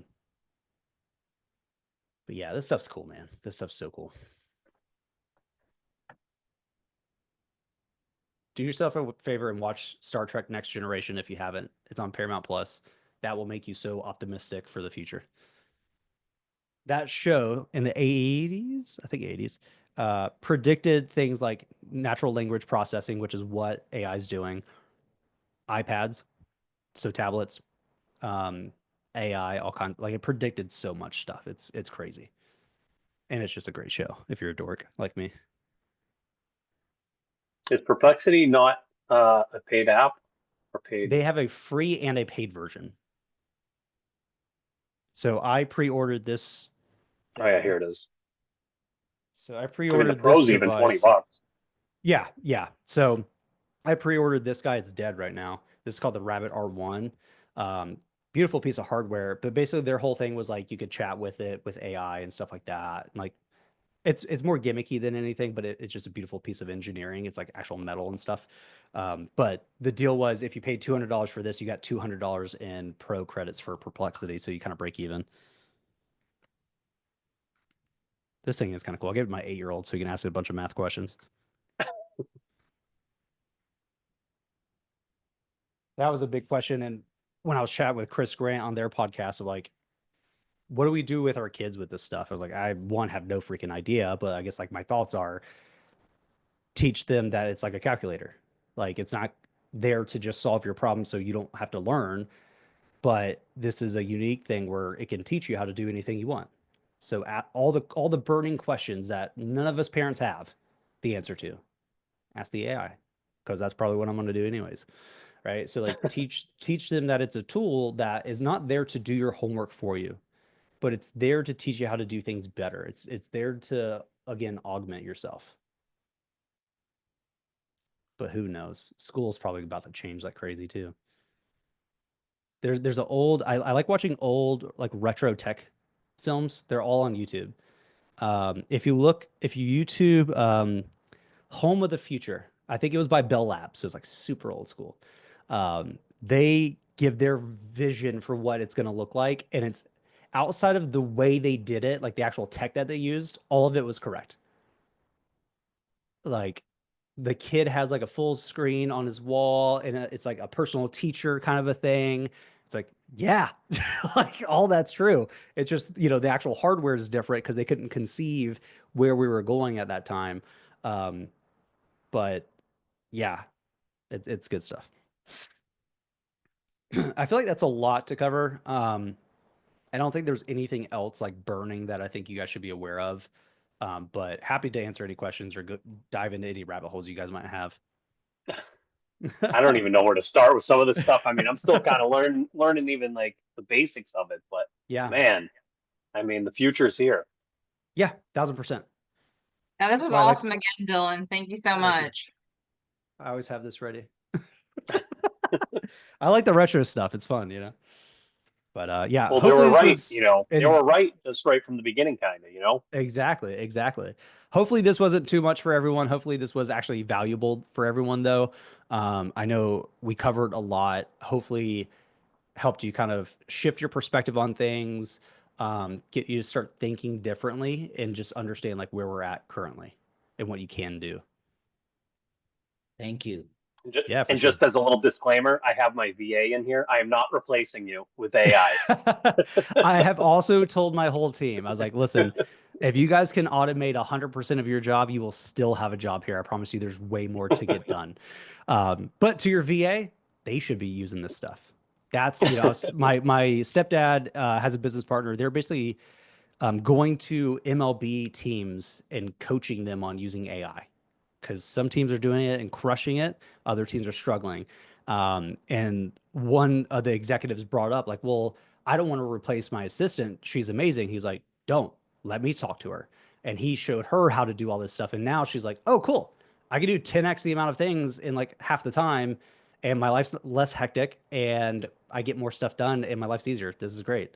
So like, that's what's cool. Again, it's democratized. Everybody can use this stuff. It definitely changed the way I've been thinking, because I'm like, oh, I need an admin VA. I need a VA for this, VA for this. But like, if I just learn AI and like the proper, like, you know, tools, Yeah. it can be all done for me. You know, essentially cheaper and maybe, Yeah. I don't know, better, faster. I don't know.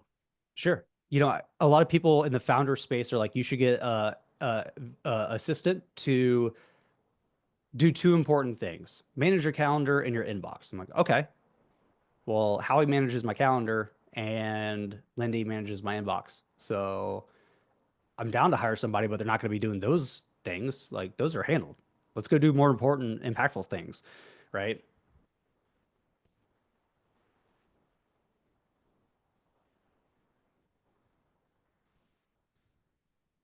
Tim, did this live up to your expectations? That's all I want to know. Oh, very much so. I've been taking notes and looking at all the different tools you've mentioned, playing Yeah. with Lindy right now. Nice. Awesome. One book that I think you only need to read the first chapter, in my opinion. It gets really in the weeds, but Life 3.0, chapter 1 in that book, you might be able to get it on the sample. You might get enough of the sample to get it. The book starts with a story of how a team in a tech company reaches AGI and how it changed everything. It's one chapter, but you don't have to get into the nitty gritty unless you want to on the AI stuff past that chapter. But that chapter really shifts your perspective and gets you to understand how fast things will change once we get to certain points. So yeah. Thank you very much, Dillon. I appreciate it. Yeah. Thank you guys. Oh, edX has free courses. Dillon, what would be the best AI course to take? That, you know, that's a tough question. On what courses to take. I have not really taken any courses. And so it's hard for me to say which are better. When you get down to like applying AI in courses, you really have to understand like what are they trying to teach. Some will only teach prompt engineering, and that's a great thing to learn. But that's also evolving. As the models get better, it requires a little bit less prompt engineering. Some things are how to build apps using AI, so actual like software. Those are cool too. I get the majority of my learning from Twitter and YouTube. That's it. Twitter is going to be your first place to discover new tools and see how things are changing, what models getting released. Like apparently we're getting O3 tomorrow by ChatGPT. So we're getting a whole brand new model tomorrow. YouTube is really good for getting in the weeds on some stuff. There's a lot of good talks. I really like listening to Dario, who is the CEO of Anthropic, talk, because he's very optimistic, but still rooted in reality. People like Sam Altman are a little too hypey at times, and that creates some misconceptions. So I think Dario's really good to listen to. A16Z and Y Combinator are two VC funds, and they have AI focused conversations with founders. Those are good. What you really want to do if you want to get ahead of the curve here is find the cutting edge startup companies and listen to their founders speak. They know what's here and what's coming. I like to tell people the cutting edge models we have right now are outdated. You'd be crazy to think that these AI companies are not sitting on models 6 months in advance. So there's rumors right now that basically the joke is AGI has been achieved internally already. They already have it. They just haven't released it yet. Do I believe that? 80%. I'm 80% believing that. But so if you can listen to what they're saying, what is coming, you have a better understanding for what's going to be possible, because they're going to talk about these things in kind of underhanded ways and kind of, shadowy ways, but you can parse through what they're saying and really understand like what's actually going to be possible soon.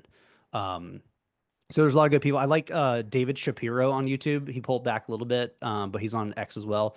David goes into some interesting things like post labor economics. I love him because he wears a Star Trek shirt in a lot of them, and it makes me so happy because we're the same kind of autism. But he's got some good stuff to like go into some weeds on some things there. But yeah, it's all good stuff. So, but X and YouTube is where you want to be at. But if you find a great course, please tell me. I just had an idea. Okay. So, okay, I know a lot of people say drop shipping is dead, and I know Yeah. no one talks about that. But what if you had AI just listing a whole bunch of listings on eBay, and then when an item sells, it knows when Purchase to it. buy it, purchase it, ships it to the customer for you. It's kind of like hands off, just making money Yeah. with Yeah. I don't need any capital. Just an idea. I'm just using eBay as an example. Totally. I would bet money that there's at least one person right now running some version of an AI agent that is making hand over fist, and they're not telling anybody because they don't want to. Yeah, because Like, got to be. Because what I just said sounds too good to be true. I'm like, oh look, just sales are coming in. I'm not doing anything. I'm buying the Yeah. item when the customer already pays for it. I didn't have to buy Right. it in the first place. Yeah. It's just all hands off, just free money. Yeah. I mean, why can't A to A flips be completely automated? I mean, like really, like Probably why? could, yeah. Right. I mean, it could, and that's the thing, right? It's like every time somebody gives me like this outlandish thing and I break it down in my brain, I'm like, no, all those components are possible. Again, it's like every component's a Lego piece. It's who's going to put the Lego pieces together in the right order. And most of the time, it's going to be a software engineer for now. But I think once we get to real agents, the model can go and do work for you on the internet. Like this year, I think a lot of those things you would just be like, hey, let's figure out how to do this together. Let's scope it out. Like, let's, ask me a bunch of questions so we're really clear here. Go do it. Like, let's go do it now. I mean, we're getting there. A lot of software, I think, that's going to come about are going to be, it's going to be like a Howie situation where you're just going to say, I need this skill. And you're going to say, cool, I'm going to go hire Devin, which is an AI agent, and Devin's my sourcer, or what, you know what I mean? Like all these things are possible. I'm going to have Howie manage my inbox. I'm going to have Lindy manage Howie manage my calendar. Lindy manage my inbox. I'm going to have Devin doing my taxes. And these are all going to be AIs. And this is why we named our AI Maven. Like I used ChatGPT to help me find a name that was kind of spacey, that meant certain things, and we just kept going back and forth. It was like Maven sounds really good. I like that. I didn't want to call it like AI Booster 3000 like that. No, that's not where we're at. Like, you want to be like, I use Maven, like it has this interesting thing where you humanize it to a degree. And I think eventually you're going to be in Slack and have 10 AI agents all with their own unique names. And you're like, oh, I need to talk with Dan about that. Just like it's a human. Like there's no difference. The future is going to be so weird. It's going to be the weirdest thing ever. So excited.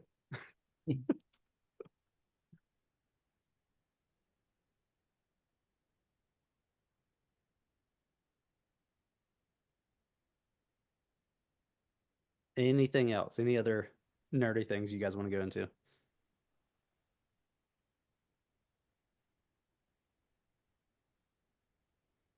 You stumped us. Oh. Oh, there we go. There we go. I saw you went unmuted. I waited a minute. I was just Oh. thinking, like, I used to play video games a lot, and you imagine Yeah. just like having AI just like create a video game pretty fast for you. Like, just Yeah. like you could imagine it, and Mhm. it just creates it, and then you're like showing your friends, like, look at this new video game, like, Yeah. this instantly. You're like, check this Yeah. out. Have you guys ever heard of Factorio? No.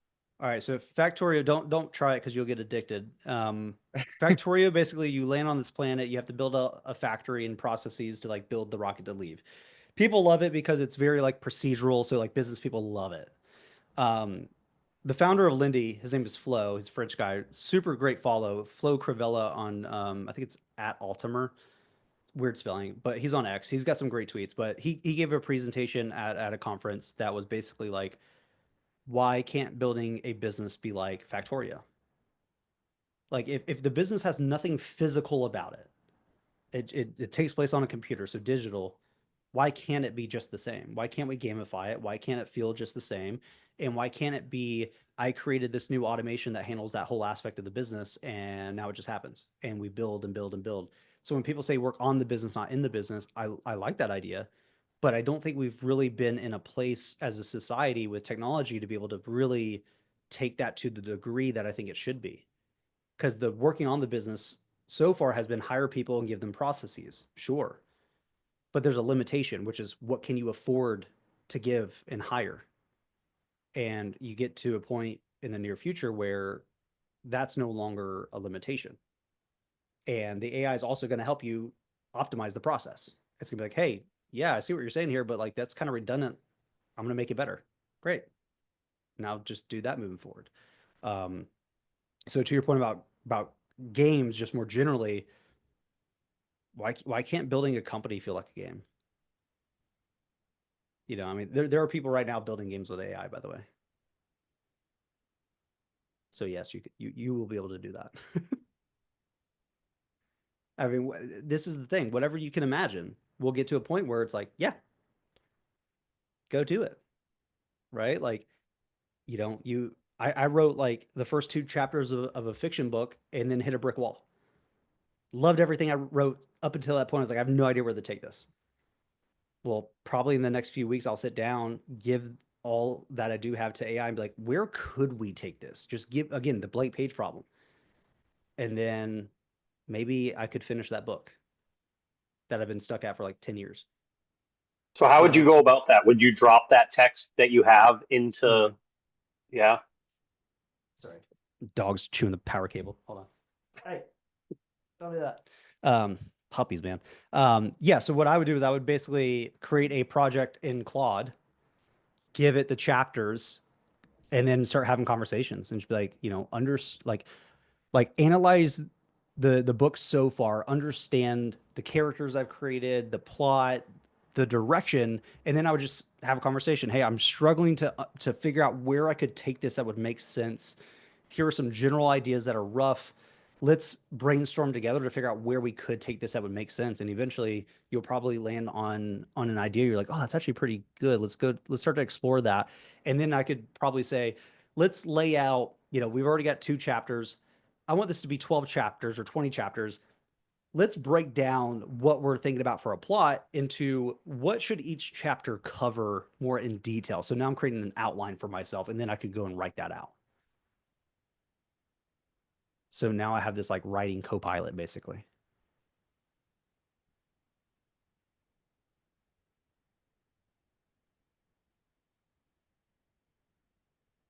I feel like everybody's shell-shocked thinking right now.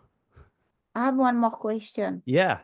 Can we find anywhere on all the platform an agent that can source for you? Product That can search what for you? that can search product to sell. Source, right? You said? No, like search for product, like source the product. Oh. Can we take a platform and if we have an agent, can we ask him to find product for us? Not quite yet. You could try with Perplexity, but it's not great. I have tried that. I hack on this stuff every now and then because I think we will eventually get AI sourcing agents, but again, I don't think we're there quite yet. But they give you, in that case, they give you where to buy it, the price, and how much to sell it. No. Mm-mm. No, they just, yeah, they just don't give you any information, right? Not yet. Not yet. I think we're 8 to 16 months away from that being possible. Wow. But we'll get there. Okay, We'll get there. we wait. Yeah. Andrew, were you gonna say something? Yeah, like how about like AR, like AR video games? Like for example, let's say we go out in the woods, we put these glasses on, and we're Yeah. fighting off zombies because Yeah. that's the game we chose today, and we're outside in the real world having fun, Sure. and just whatever. It's like not Yeah. this game next, or This is Pokemon Go, right? But in form of AR glasses instead of a phone.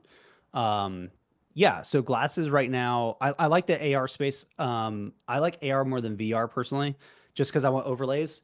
So like Apple Vision Pro allows mixed reality, so you can kind of have that pass through. So people are like, I have my one monitor here, but I could have two separate VR monitors or AR monitors outside of that connected to my Mac.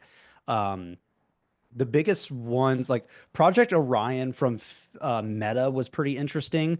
I don't think they're shipping though, because it was like 10 grand to make like one set, but apparently it was really cool demos. Brilliant Labs came out with an open source version that's pretty interesting, but not to the degree of like video game level content and graphics. Stop chewing up. Hold on, sorry. Hey, come here. Don't do that. Don't do that. My dog unplugged my single power cable to my setup the other day when I was in a meeting, and it just all went black. I was like, oh my gosh. What kind? Golden Retriever. Oh, nice. It's a little mess right here. Nice, a puppy. Oh my Yeah. God. Oh She's my cute, goodness. but she Oh. chews on everything. Of course. And Amanda, see him, Andrew? It's a baby. Yeah, she's a little pup. So it seems like there's a big push for VR, and then it kind of pulled back a little bit. AR got a big push. The hardware seems to be a big issue right now, but a lot of companies are working on it, like a lot. There's InReal, there's Brilliant Labs, which is open source, so you can build your own stuff with it. There's a few others too, but I don't think we're terribly far away. Because like my ideal like work situation is, I got to go on a flight. I got to fly up to Boston. I sit in my chair, put on my AR glasses. I have a virtual monitor. I can check everything, and I have an AI connected, and that whole like Jarvis kind of like, hey, any emails I need to be aware of, yeah, tell those 3 people those times work, just schedule it for me, and like work's getting done. I think we do get to that point at some point in the future. That might be a few years away, I think, to have like that level of like quality without like this massive headset like Apple Vision Pro. Ow, that's my wrist. I did that the demo from Apple Vision It's sick, Pro. right? My God. Yeah. All these like with the Dude. crazy. It's crazy. Yeah. $3,500 though. I was like, you lost me there. The games, the soccer games, like you're right in there. Dude. Great. Amazing. So now it's like, how do you minimize the, hey, you're ripping my hoodie, chick. Stop it. She has energy and it's like 9:53. Dude, she gets the zoomies at 10 p.m. every night. I know. Here's what. But so it's like we can do it. Now it's like shrinking the hardware, the tech down into like glasses. Like I want to be able to put on, I don't have glasses right now. I want to be able to put on like regular glasses and still have that level of fidelity. And I think we will. Like glasses. Yeah, glasses, exactly. Like, I'm into all the hardware stuff. So I have this guy right here. See if we can put it on. So this guy, I have ADD. So I'm in a beta for this right now. So basically this is a non-prescriptive solution for ADD. So non-medication. And basically like I hook it up to an app and it stimulates my prefrontal cortex for 20 minutes a day. And it's crazy. So I love anything hardware I play around with, there's a company called Prophetic, I think is what it is. It's similar to this, but you put it on when you go to sleep and it induces lucid dreaming. So if you're not familiar with lucid dreaming, it's a state where you are consciously aware that you are in a dream. When you are consciously aware you are in a dream, you can control a dream. So a lot of people will like fly around and stuff like that. What's interesting is you can think through problems in your sleep, and you're accessing your subconscious mind, right? So the idea there is if we can put you into a lucid dream every night, you could solve more of your problems. And like I used to do this with meditation. I would meditate 25 minutes every single night, and I could tell you when I hit 21 minutes because I would just immediately go deep. And like every time I came out with some kind of weird solution. So they're trying to do that in a different way. But that's the thing. The amount of things that are happening right now is incredible. Like if you can think about it, it's probably happening in some way, shape, or form. Somebody in the world is obsessing over that one random idea you have right now, and they've been doing that for 5 to 10 years, and now they can go and build that hardware thing, that software.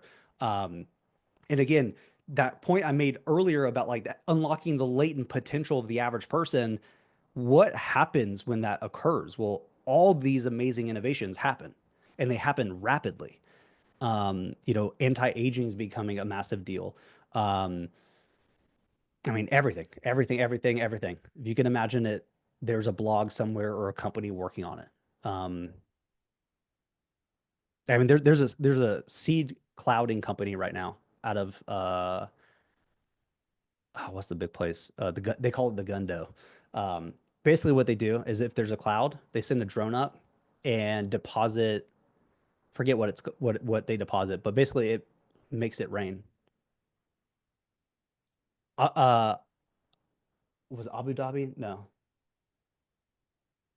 In the Emirates, they basically did this. They did it too much, and then that's why they had the big floods. So when you saw on the news like a year ago that like, I forget what it's called now, but basically it was flooding.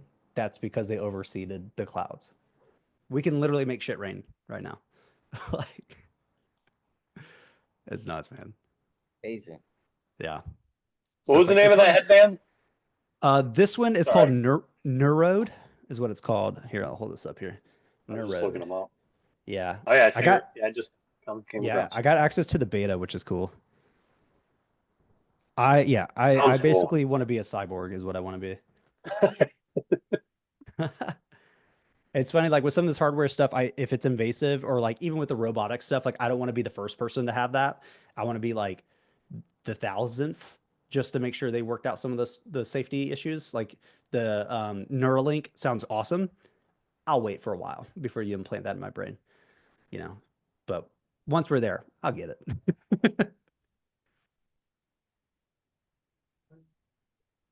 So if you're not optimistic and excited right now, I don't think you're paying attention.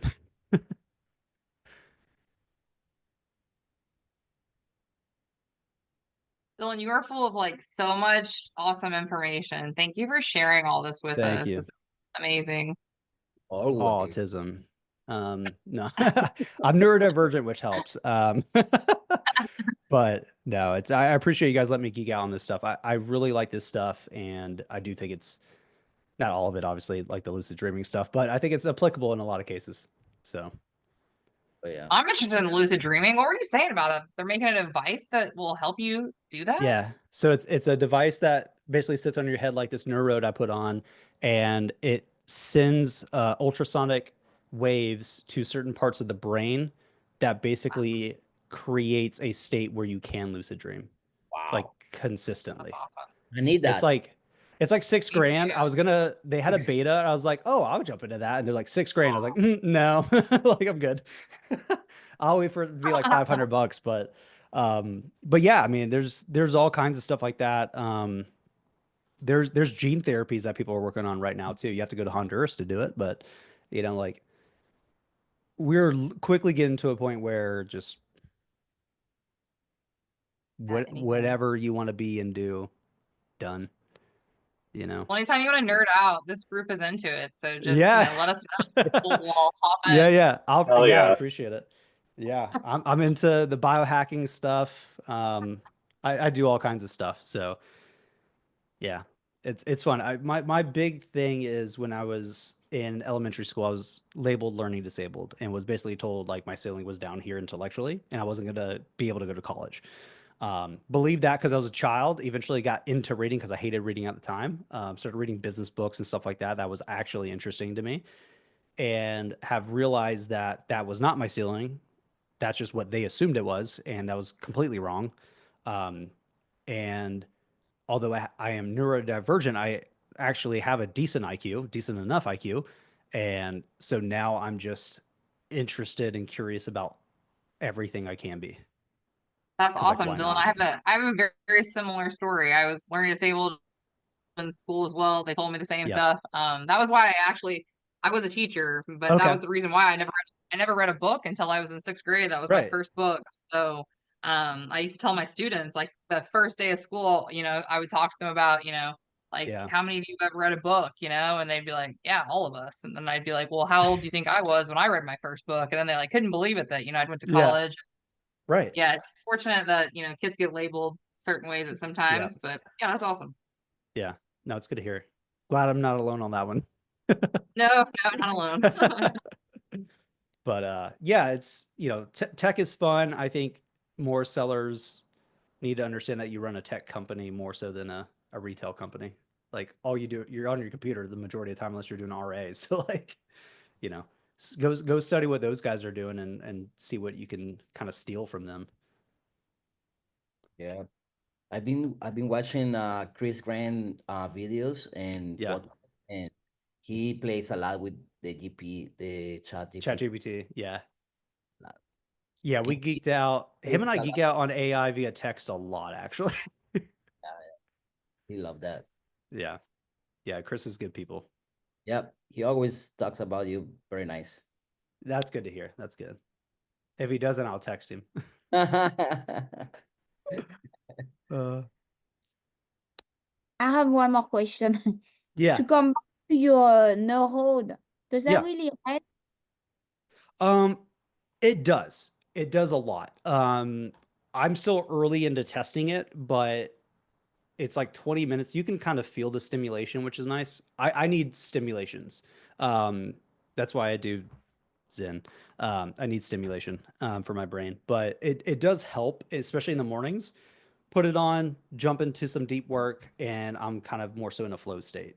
Um, so it's not like a full flow state. Like I've taken a course on hacking flow states and really went down the deep end on flow states and the discoverer of flow states, Mihai Csikszentmihalyi.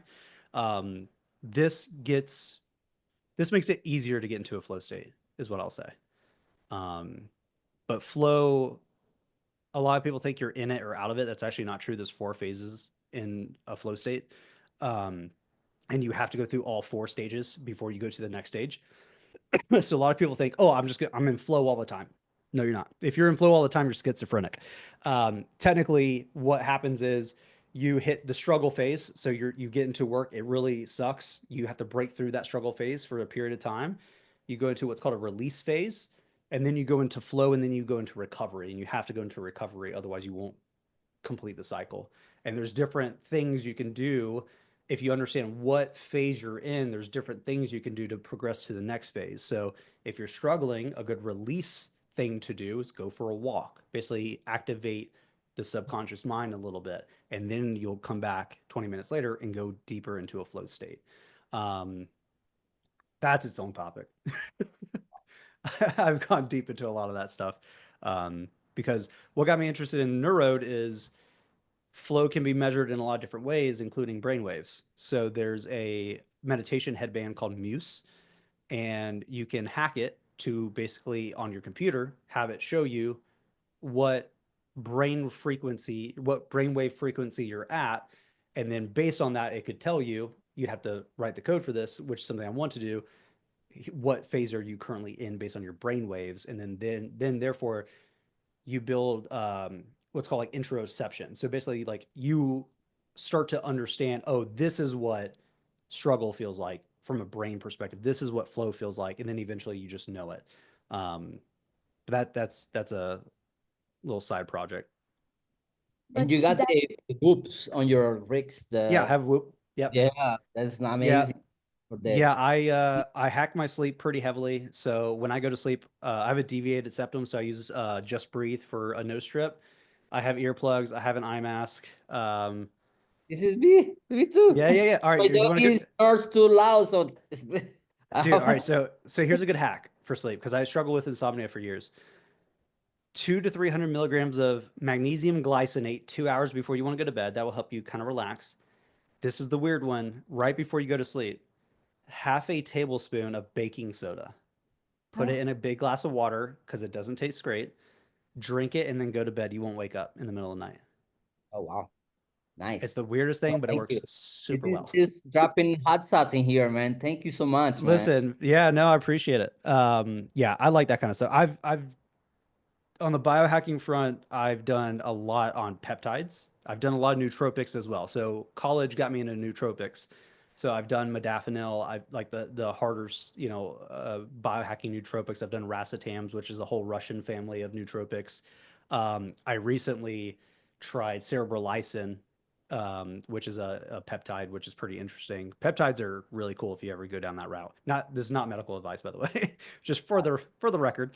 Peptides are really cool. You know, hacking your testosterone as a man is pretty great. It's all kinds of stuff, man. But yeah. This is amazing. and how did you get that device? It's a trial that you're doing? So I'm doing a beta. Yeah. So I applied basically and got accepted for the beta. Nice. Yeah. Do they work for kids? I don't know. I don't think that they wouldn't, but based on the size, I don't think it would fit a kid's head. But it's worth reaching out. Yeah, I'm gonna reach out to them. Yeah, because like I don't take ADD or ADHD medicine. I don't respond well to it. They gave me Ritalin when I was a kid, and that did not work Yeah, out. but I take that So- and my son take that, and I don't want him to take it. Yeah, this is pretty good. But also like on the neurodivergent side, a lot of why kids struggle from my own experience is nobody taught them how they learn. And once it clicks how they learn to them, everything changes. Like school's not designed for neurodivergent children. It's not. We're not good at rote memory and stuff like that. Like I have a decent memory, but like I have to be interested. So there's a few books that are pretty helpful. First one is Limitless by Jim Quick.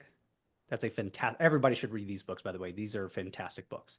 Which one is that one? Yeah, so this is Limitless by Jim Quick. Kwik. Great book.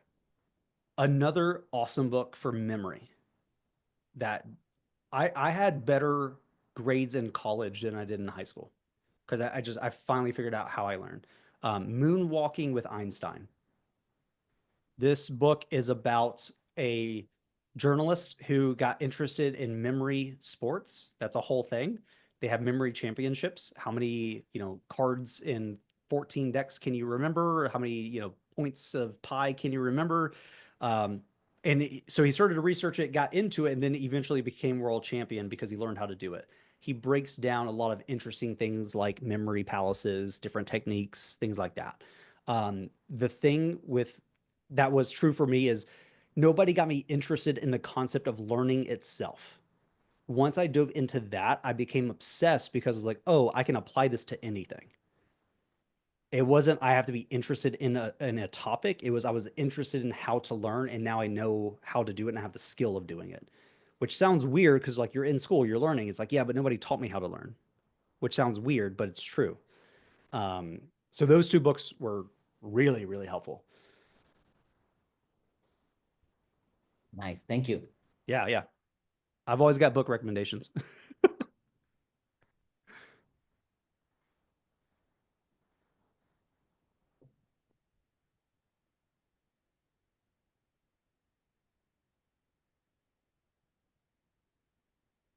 What else you guys got?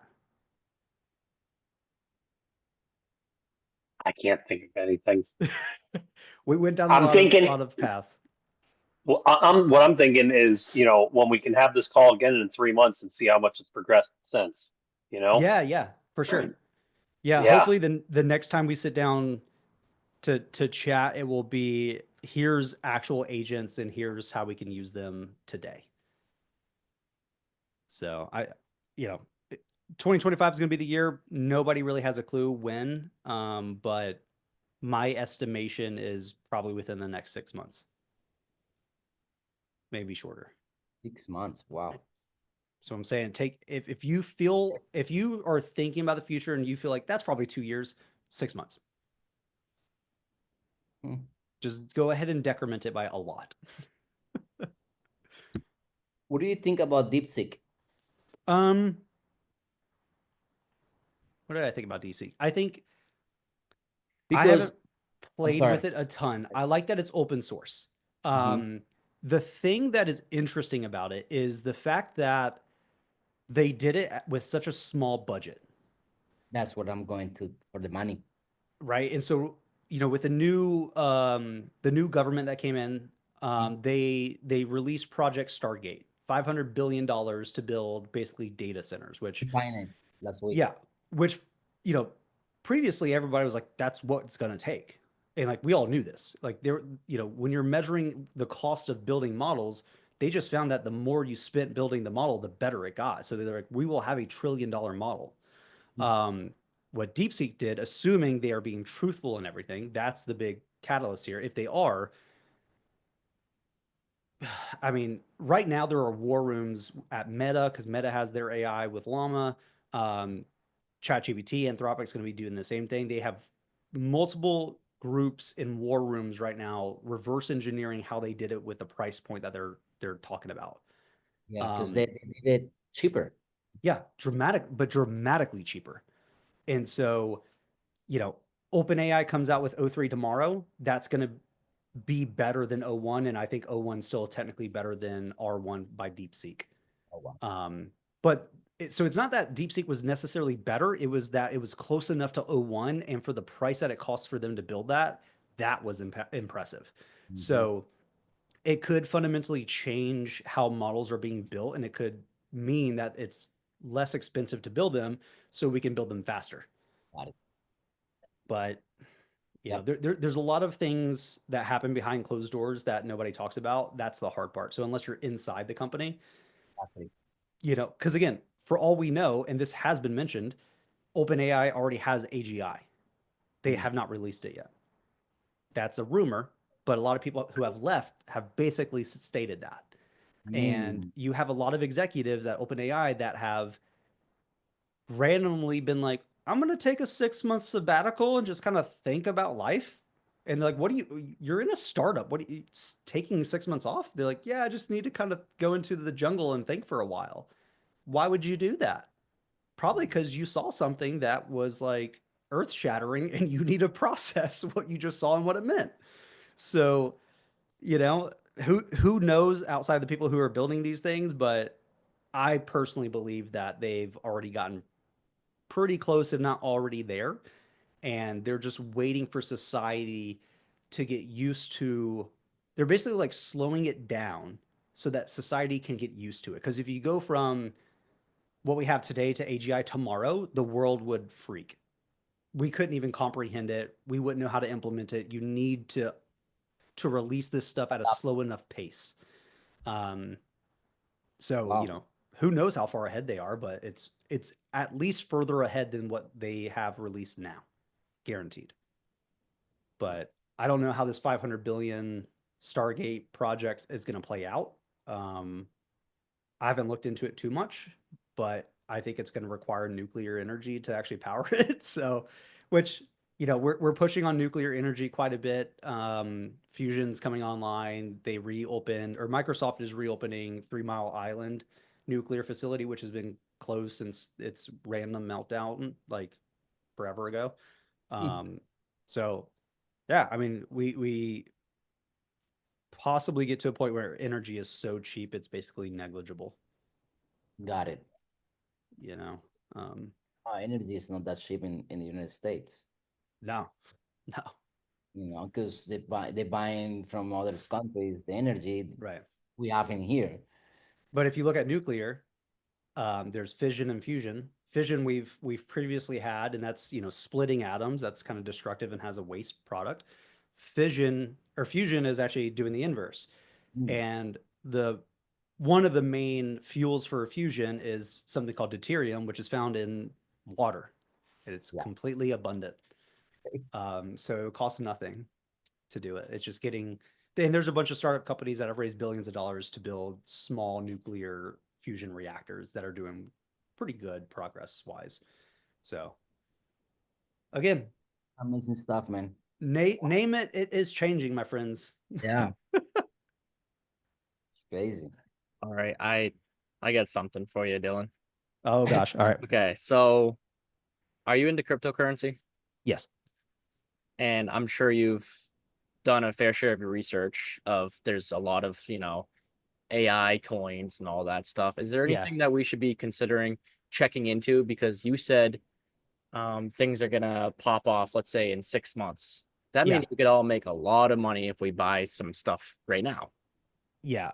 AI crypto coins are, from my understanding, complete scams. You have to look at who's making money in AI, and it's right now it's the foundational model company. So it's OpenAI, it's Anthropic, it's some startups building on top of those as well, like the Howies. I mean, they're not crushing it, but they can do good. A lot of those are private, which is frustrating. I had my stepmom be like, "How do I invest in AI?" I was like, "Buy Microsoft." A lot of these are just privately held companies. They raise from investors, but we don't have access to that. So on the crypto side, and not financial advice, I have built a strategic reserve of Bitcoin.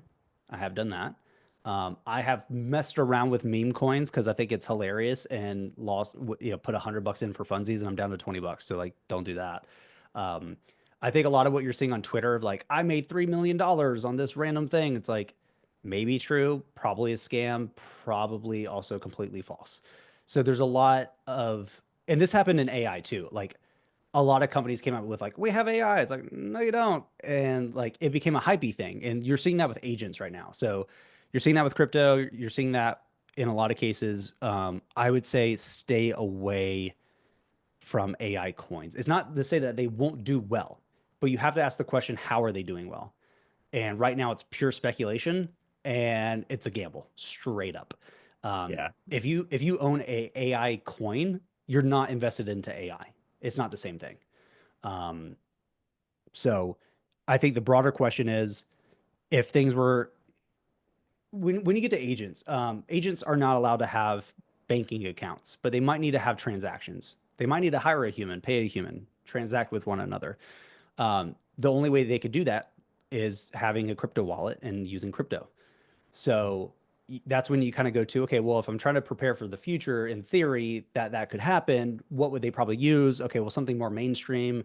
A lot of people know about Bitcoin. Not a lot of people know about Ethereum as much, but Ethereum's still popular. The random other coins, less so. So that's kind of how I'm thinking about it, right? Like if I eventually get to a point where I have an agent and I need it to transact, I'm probably just going to give it a crypto wallet with Bitcoin. Is probably what I'm going to do. But you also have a lot of countries and now states in the United States creating strategic reserves in crypto. Like right now, like I want to say there's like 7 U.S. states that have officially started that process, and the U.S. government's considering doing that as well. I think where's Bukele? Where's that? El Salvador. They did it, and he's looked like a genius because he's crushed it with it. So that could be the case, but I'm also a finance major, so I'm very risk averse in a lot of ways. I'm still on the index funds work well and always have. But I'm also trying to be understanding that the world is shifting beneath us and that could really change. I've historically been anti-crypto. I like it from a technology perspective of being able to like do instant transactions. I have not liked it from a currency perspective though, because like I'm not going to Amazon buying things with Bitcoin. So like I view it more like a strategic store of wealth is what I view it as. And it's a hedge, right? Like if we do get to a point where the world transitions purely to a digital currency that needs to be instant, not have a bunch of middlemans and fees, it's going to be some version of a crypto. Bitcoin's probably going to be the most likely one to take a foothold. So to me, it's more of a hedge for a very long-term future. So, you know, a certain percentage of net worth goes to that, and I just let it sit there. But in terms of like, how are you going to make a ton of money from AI? I think it's going to be building things with AI. That's going to be the outlet there, right? Because it's kind of like, how do you make a lot of money off Amazon? Well, you can buy the stock, or you can build an Amazon-based business, and like one's going to give you more cash flow and wealth than just investing into the stock, at least in the short term. So I view it kind of again from that perspective. It's hard. A lot of people want to be invested in AI, and there's a lot of conversations happening right now of what happens if 90% of jobs do get automated. That's when you get into like the UBI conversations. Some people have talked about tokenomics, where basically, if you think about capitalism, the word capital is in there for a reason. Equity matters. Like owning something of value, an asset, is what matters, not an income. So what happens when each state or each city needs its own massive data center, and that data center makes money, but you can buy shares in it? And that's how you do that. You just have a shared pool of assets that everybody invests in, and like you get distributions, and that's how you pay for your life on average. Who knows? All speculation. Nobody's got a daggum clue, because this is uncharted territory. So you kind of have to, again, parse through what a lot of people are talking about and kind of think through your own sense of probabilities for each of these things. And then like, what can you do now to be prepared for that potential, and in what way? So for me, Bitcoin's like, I'm not going to put a ton of money in it. I'm going to put a little bit. I'm going to put enough. So if it does go crazy, I'm going to be okay, but not so much that like, if it goes to zero, I'm going to be destitute. I'm going to be like, that sucks, but like, okay. I wish I had a better answer. Yeah, I've been in crypto for a while. I just, Okay. dabble here and there, and just I research stuff, and Yeah. how the Bitcoin cycles and all that, and Yeah. there's a potential bull run coming, Yeah. or is maybe that was it. Right. There's a big pump, it's over 100K. Okay, cool. Is it Yeah. going to go to 250? And if it Right. did, all the little tiny coins that no one are talking about will like 5,000x, because Totally. the whole market's going to go up. And then Yeah. even if you had a little bit of that, like Yeah. $5 could turn into like $5,000. Totally could. The issue is You know, there's so many of them that like picking that is so hard. there's a So lot of stuff out there. Like you said, very scammy. I It's have a not, theory I that wasn't all these saying it. big wins that are popping off like crazy, there's a group of investors that are going in on these and just rugging everyone. Yeah, there's a lot of, it's like I love crypto because it's kind of like the Wild It's West. crazy. It's kind of Yes. like, just, it's at your own risk no matter what you do. And Yeah. it's your decision, and pretty much be careful, Yeah. because I mean, again, I I have like the fun in it. I've gotten wrecked, but it Yeah. was my fault, my problem. Right. I was like, oh, okay, that was not Yeah. good, but we move And on. I like Web3 stuff from a tech perspective, because there's a lot of interesting conversations happening. So DAOs, so decentralized autonomous organizations. So this is like a new version of a company, where instead of getting equity, you get tokens in the DAO, and there's voting rights. And so you can imagine a future where you have that level 5 of AI organizations running an entire company. How are high level decisions being made? Well, you could pull together 10 people, say, hey, we're each going to put $1,000 in funding for the company. It's going to be a DAO. And a DAO basically has something called a smart contract. It's like an algorithm. So you say, okay, well, if we're going to vote that if revenue or if profitability per month is above $10,000, we will distribute 50% of it. Nobody has to execute that. Just when that is true, the software will do it and just execute it. So like, that's kind of an interesting concept. What do companies look like in the next 10 years, those could be fundamentally different and fully automated. So like I like that kind of aspect of it. That gets me excited. I like infrastructure. That's what I like. The currency side less interesting to me. And also I don't know how I'm gonna, if we do switch to Bitcoin, like, you know, is $1 one Satoshi? How does that work? You know, we got to read. We're so used to like a dollar's a dollar, right? And like I have that concept, but if we switch over to this, like, you know, prices are going to be, hey, that's 0.00000001 Bitcoin per candy bar. You're like, I don't know what that means. You know what I mean? Like, especially when the market moves so much, and you're just like, yeah, okay, now this candy bar I paid $25 for it yesterday yeah. or something. You're like, what the heck? I was talking to somebody about this because right now in personal finances, you assume inflation. So you know that a dollar today is worth more than a dollar tomorrow. It's present value of money calculation. But if you have a currency that is purely increasing in value, so it's deflationary, you buying a pair of shoes for $25 today, in 3 months, that could have been $80. So how does that change the average behavior of spending for the average person? Probably a lot.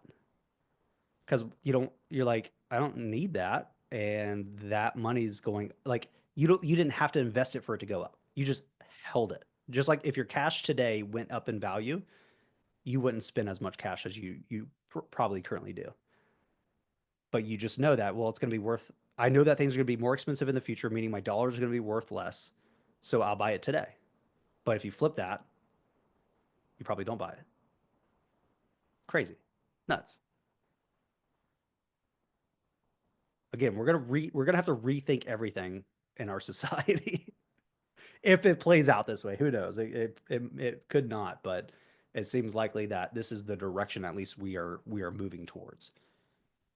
And I'm definitely not one to be perfect with predictions, but yeah, I was even messing around with my dad a while ago, and I was like, so what are you gonna do when the dollar's gone, when it's all digital? He goes, oh, come on, stop. I'm like, no, seriously, it can happen. I don't know when it's digital now.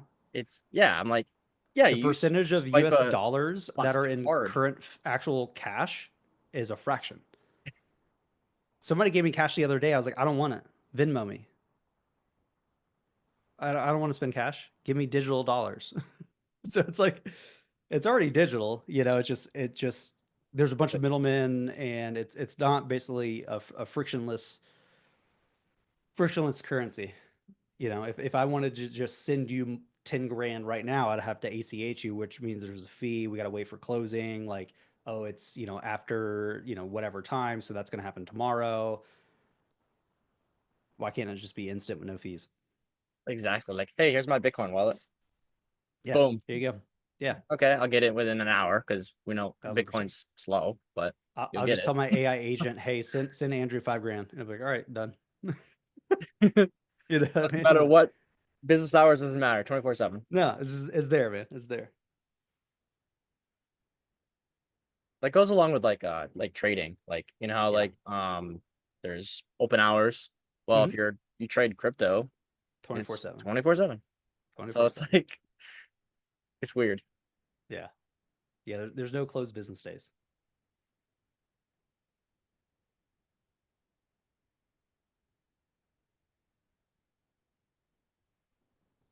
Brian, I'm trying to figure out how you're going to title this conversation. I was thinking about that. I'm like, well, this is really taking the turn from Aura, but is it Aura or Aura? Aura. Aura. You say Aura though too. That's not incorrect. Some people call us Aurora. I'm like, that is incorrect. It's just AURA. And we're not Go Aura, we are just Aura, but the aura.com domain was already taken. So so we got Go Aura.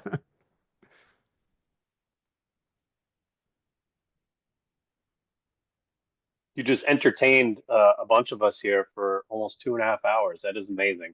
That's nuts. People are here, still paying attention. I'm surprised everyone's still here. I appreciate you guys. I know it's been long-winded. That has been awesome. Yeah. Quick half hours for sure. That's good. That's good. It was for me too. So We can stay longer just listening to you. All the information that you gave us. Yeah.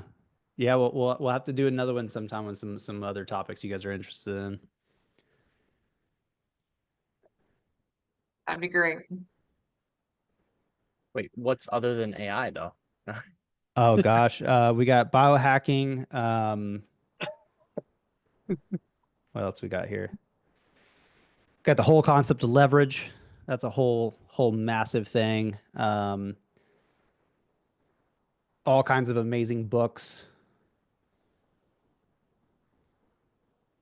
Travel hacking.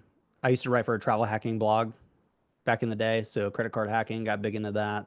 Flipping like that. watches. So luxury timepieces, I used to flip those in college. So I wore 80 grand worth of watches my junior year in college and made like 20 grand. Exotic car hacking, that's a whole thing. There's a whole subject of lifestyle hacking that a lot of people don't realize. Like a lot of people know about travel hacking, that's barely scratching the surface. There are guys that are literally flipping Ferraris for 20, 40 grand and driving them. And they're flipping watches for 20% ROI and wearing them and enjoying them while having them. I have personal friends who make $2 million a year flipping watches, and they use the proceeds to pay for their exotic cars that they then flip and either break even on or make a little bit of money on. Crazy. Wow. It's nuts. Yeah. I all the hacking stuff, I'm into it. Like I have a book idea. I'm tentatively calling it Access. And the whole concept is basically each chapter dives into one of these things. So there are exotic concierge services that can do things for you that nobody else can do. You can hire literal geniuses as a concierge to solve any problem you have. You can hire private military companies. They're called PMCs. They're not expensive. You can hire ex special forces guys for like a few $100 a day for protection. Like all kinds of Seems shit. like you hack everything. Like you find every loophole and you just execute it. Like, okay, let's just. Well, it comes from growing up. You know, I didn't grow up bad. Like we were comfortable. I would call us like middle class, but not upper middle class. So and I got real big into like things like James Bond and stuff like that. Like I'm a collector in James Bond. So like I have had his watch. My winter gloves are from the movie. I have the Walther PBK. Like a lot of stuff I wear are like from the movies, like actual brands. But I couldn't afford them. So I wanted to travel, couldn't afford it. So I figured out I would literally type how to travel for free, discover travel hacking, got super deep into it, did it. Got into the watches because like, oh, watches are actually kind of cool, man. That's kind of neat.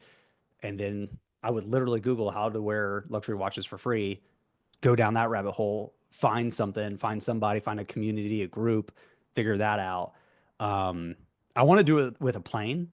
I want to hack a plane. I did read a book on this called How to Own Your Own Plane.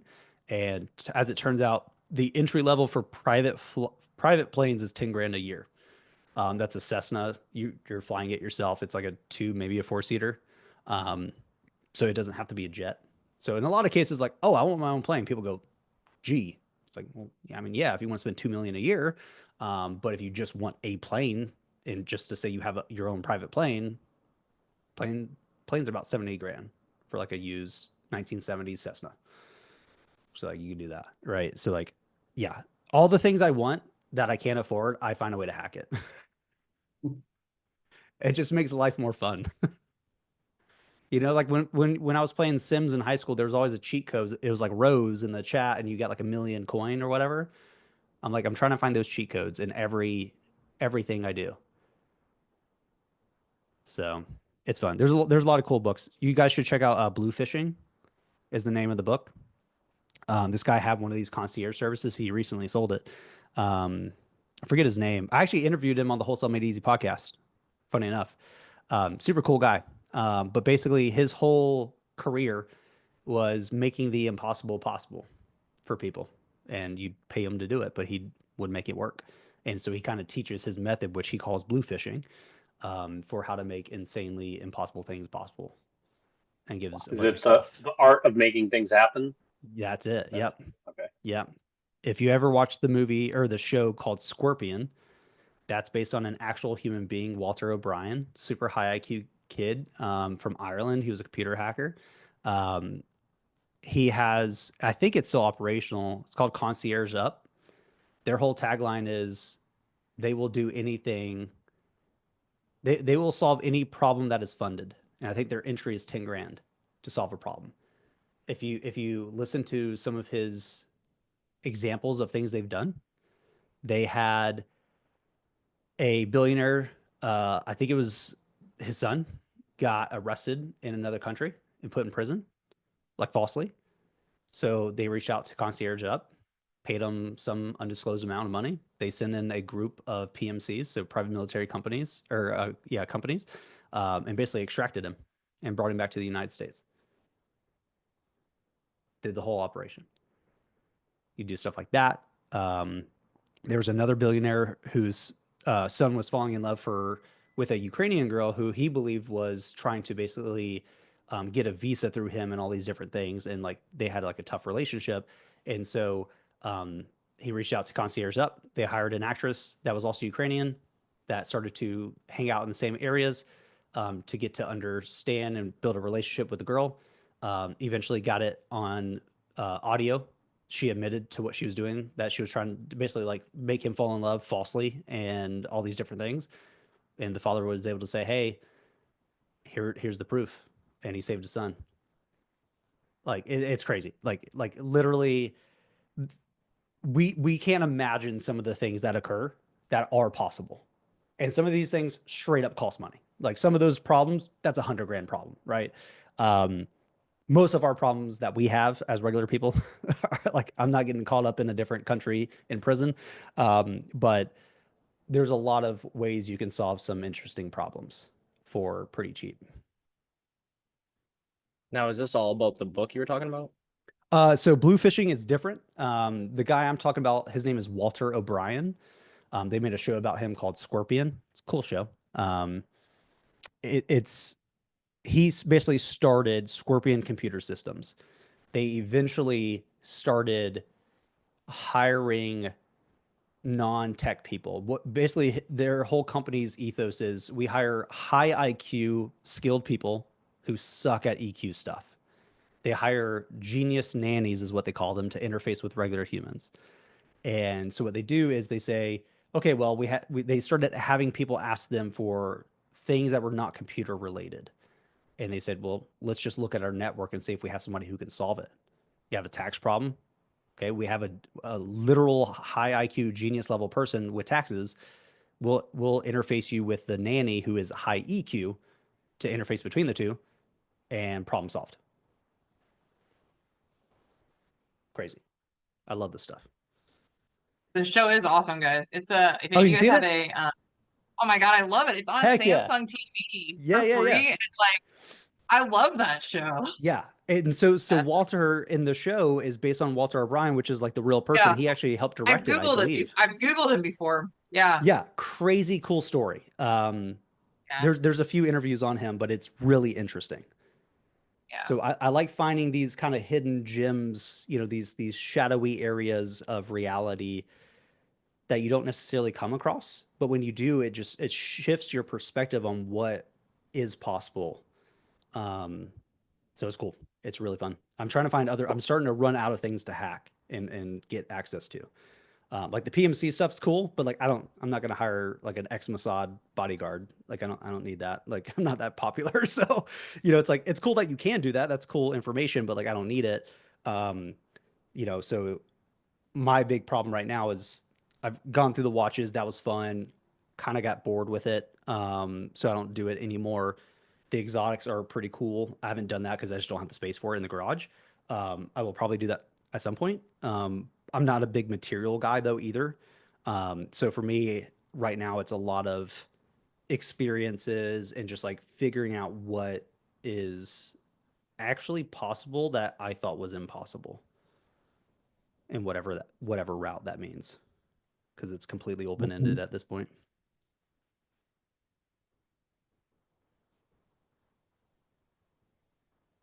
What was the last name of that? Walter what? Walter O'Brien. So you're talking about the watches. You're talking about APs and Pateks and all that. So I didn't get to APs and Pateks. Those are pretty up there. My Grail piece is an AP though. I do like Patek though. I like the Nautilus, but I like AP Royal Oaks a lot. I mainly traded Omegas because of James Bond. So I've had 3 Omegas, I believe. I've had a reduced Speedmaster, and I think I had either 1 or 2 Omega Seamaster Professionals. I've had a Corum, didn't love it. I don't think it's that great. Ulysse Nardin is actually a pretty great brand for the price. A lot of people in the States don't know about Ulysse. UNs are pretty good. Had a Maxi Marine diver. I've had IWC, Aqua Racer. I liked IWC quite a lot. It's more like, that one wasn't in the pilot kind of style that they usually are known for. I've had Bell and Ross, which is super unique. They're massive square things that look like, yeah, they're massive. And I have tiny wrists too. So I've had that. That was really cool. Bell and Ross was nice. I think it was a BR01. My favorite is Panerai. A lot of people don't know about Panerai. I've had, I think, 3 of those. I had I think it was a 213 Chrono. And what's cool is that watch retails for 15 grand. I bought it for 7 and sold it for 7,500 like 6 months later. It was beautiful, beautiful, beautiful. Haven't had Rolex. I'm not a huge Rolex guy. There are a few of the models I do like, but I'm not a big Rolex guy. I've had, I like the Daytonas. yeah, Daytona. Yeah, who doesn't like a freaking Daytona? Daytonas are gorgeous.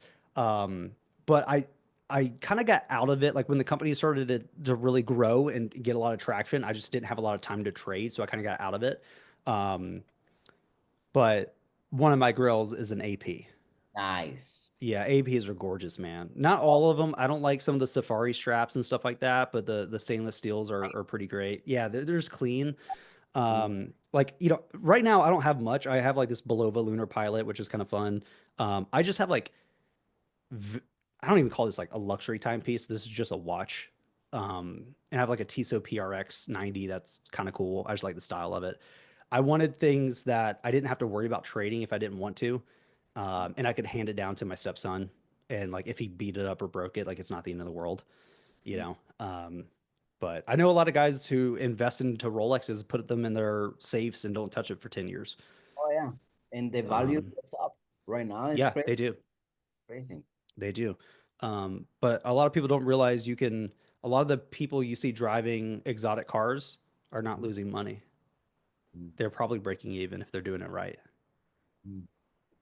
So, you know, there's trading watches to make money, and then there's trading watches to just break even.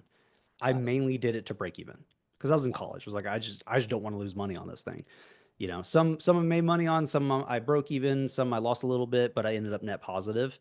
And I got to wear 80 grand worth of watches in a year, and it didn't cost me anything. Yeah, you know, made some good connections too. It's a good networking tool, which is nice.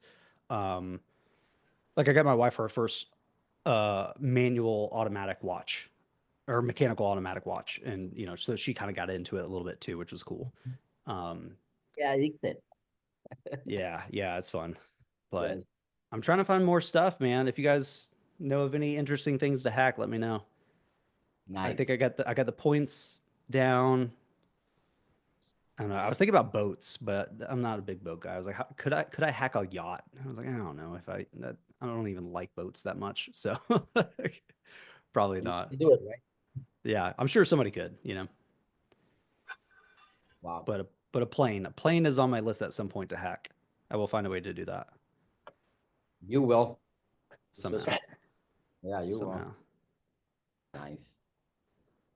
It's nice stuff, man. Wow. I have to go and like I have my tomorrow morning supposed to be wake up early and I don't think so. Sorry. You'll be out there running. You'll be My out there bad. running. No, I can't. Maybe when I wake up, but not earlier that I was thinking to go run. But this is amazing, man. Hey, drink the baking soda, man. You'll wake up early. Ah, You'll be yeah. good. Just a little spoon, right? Yeah, half a tablespoon Nice. in water. Don't do it straight. Oh, yeah. Yeah, always in water. It's so gross. I used to do the potassium. Oh yeah.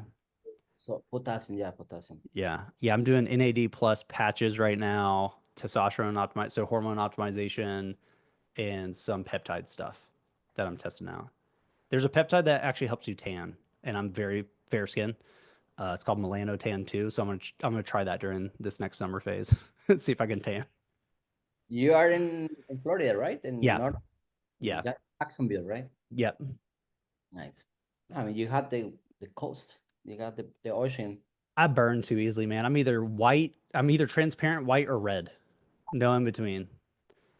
So I'm hoping I can get tan with this peptide. We'll see. Nice. All right, party people, I'm gonna let y'all get back to it. Sorry I took up almost 3 hours of your time, but hopefully it was valuable and worth it. Totally worth it. So Thank much So fun. much. Thank Awesome. you so much. Good. Yeah. Yeah. Awesome. Well, you guys I have a good appreciate rest it, of your night. Dylan.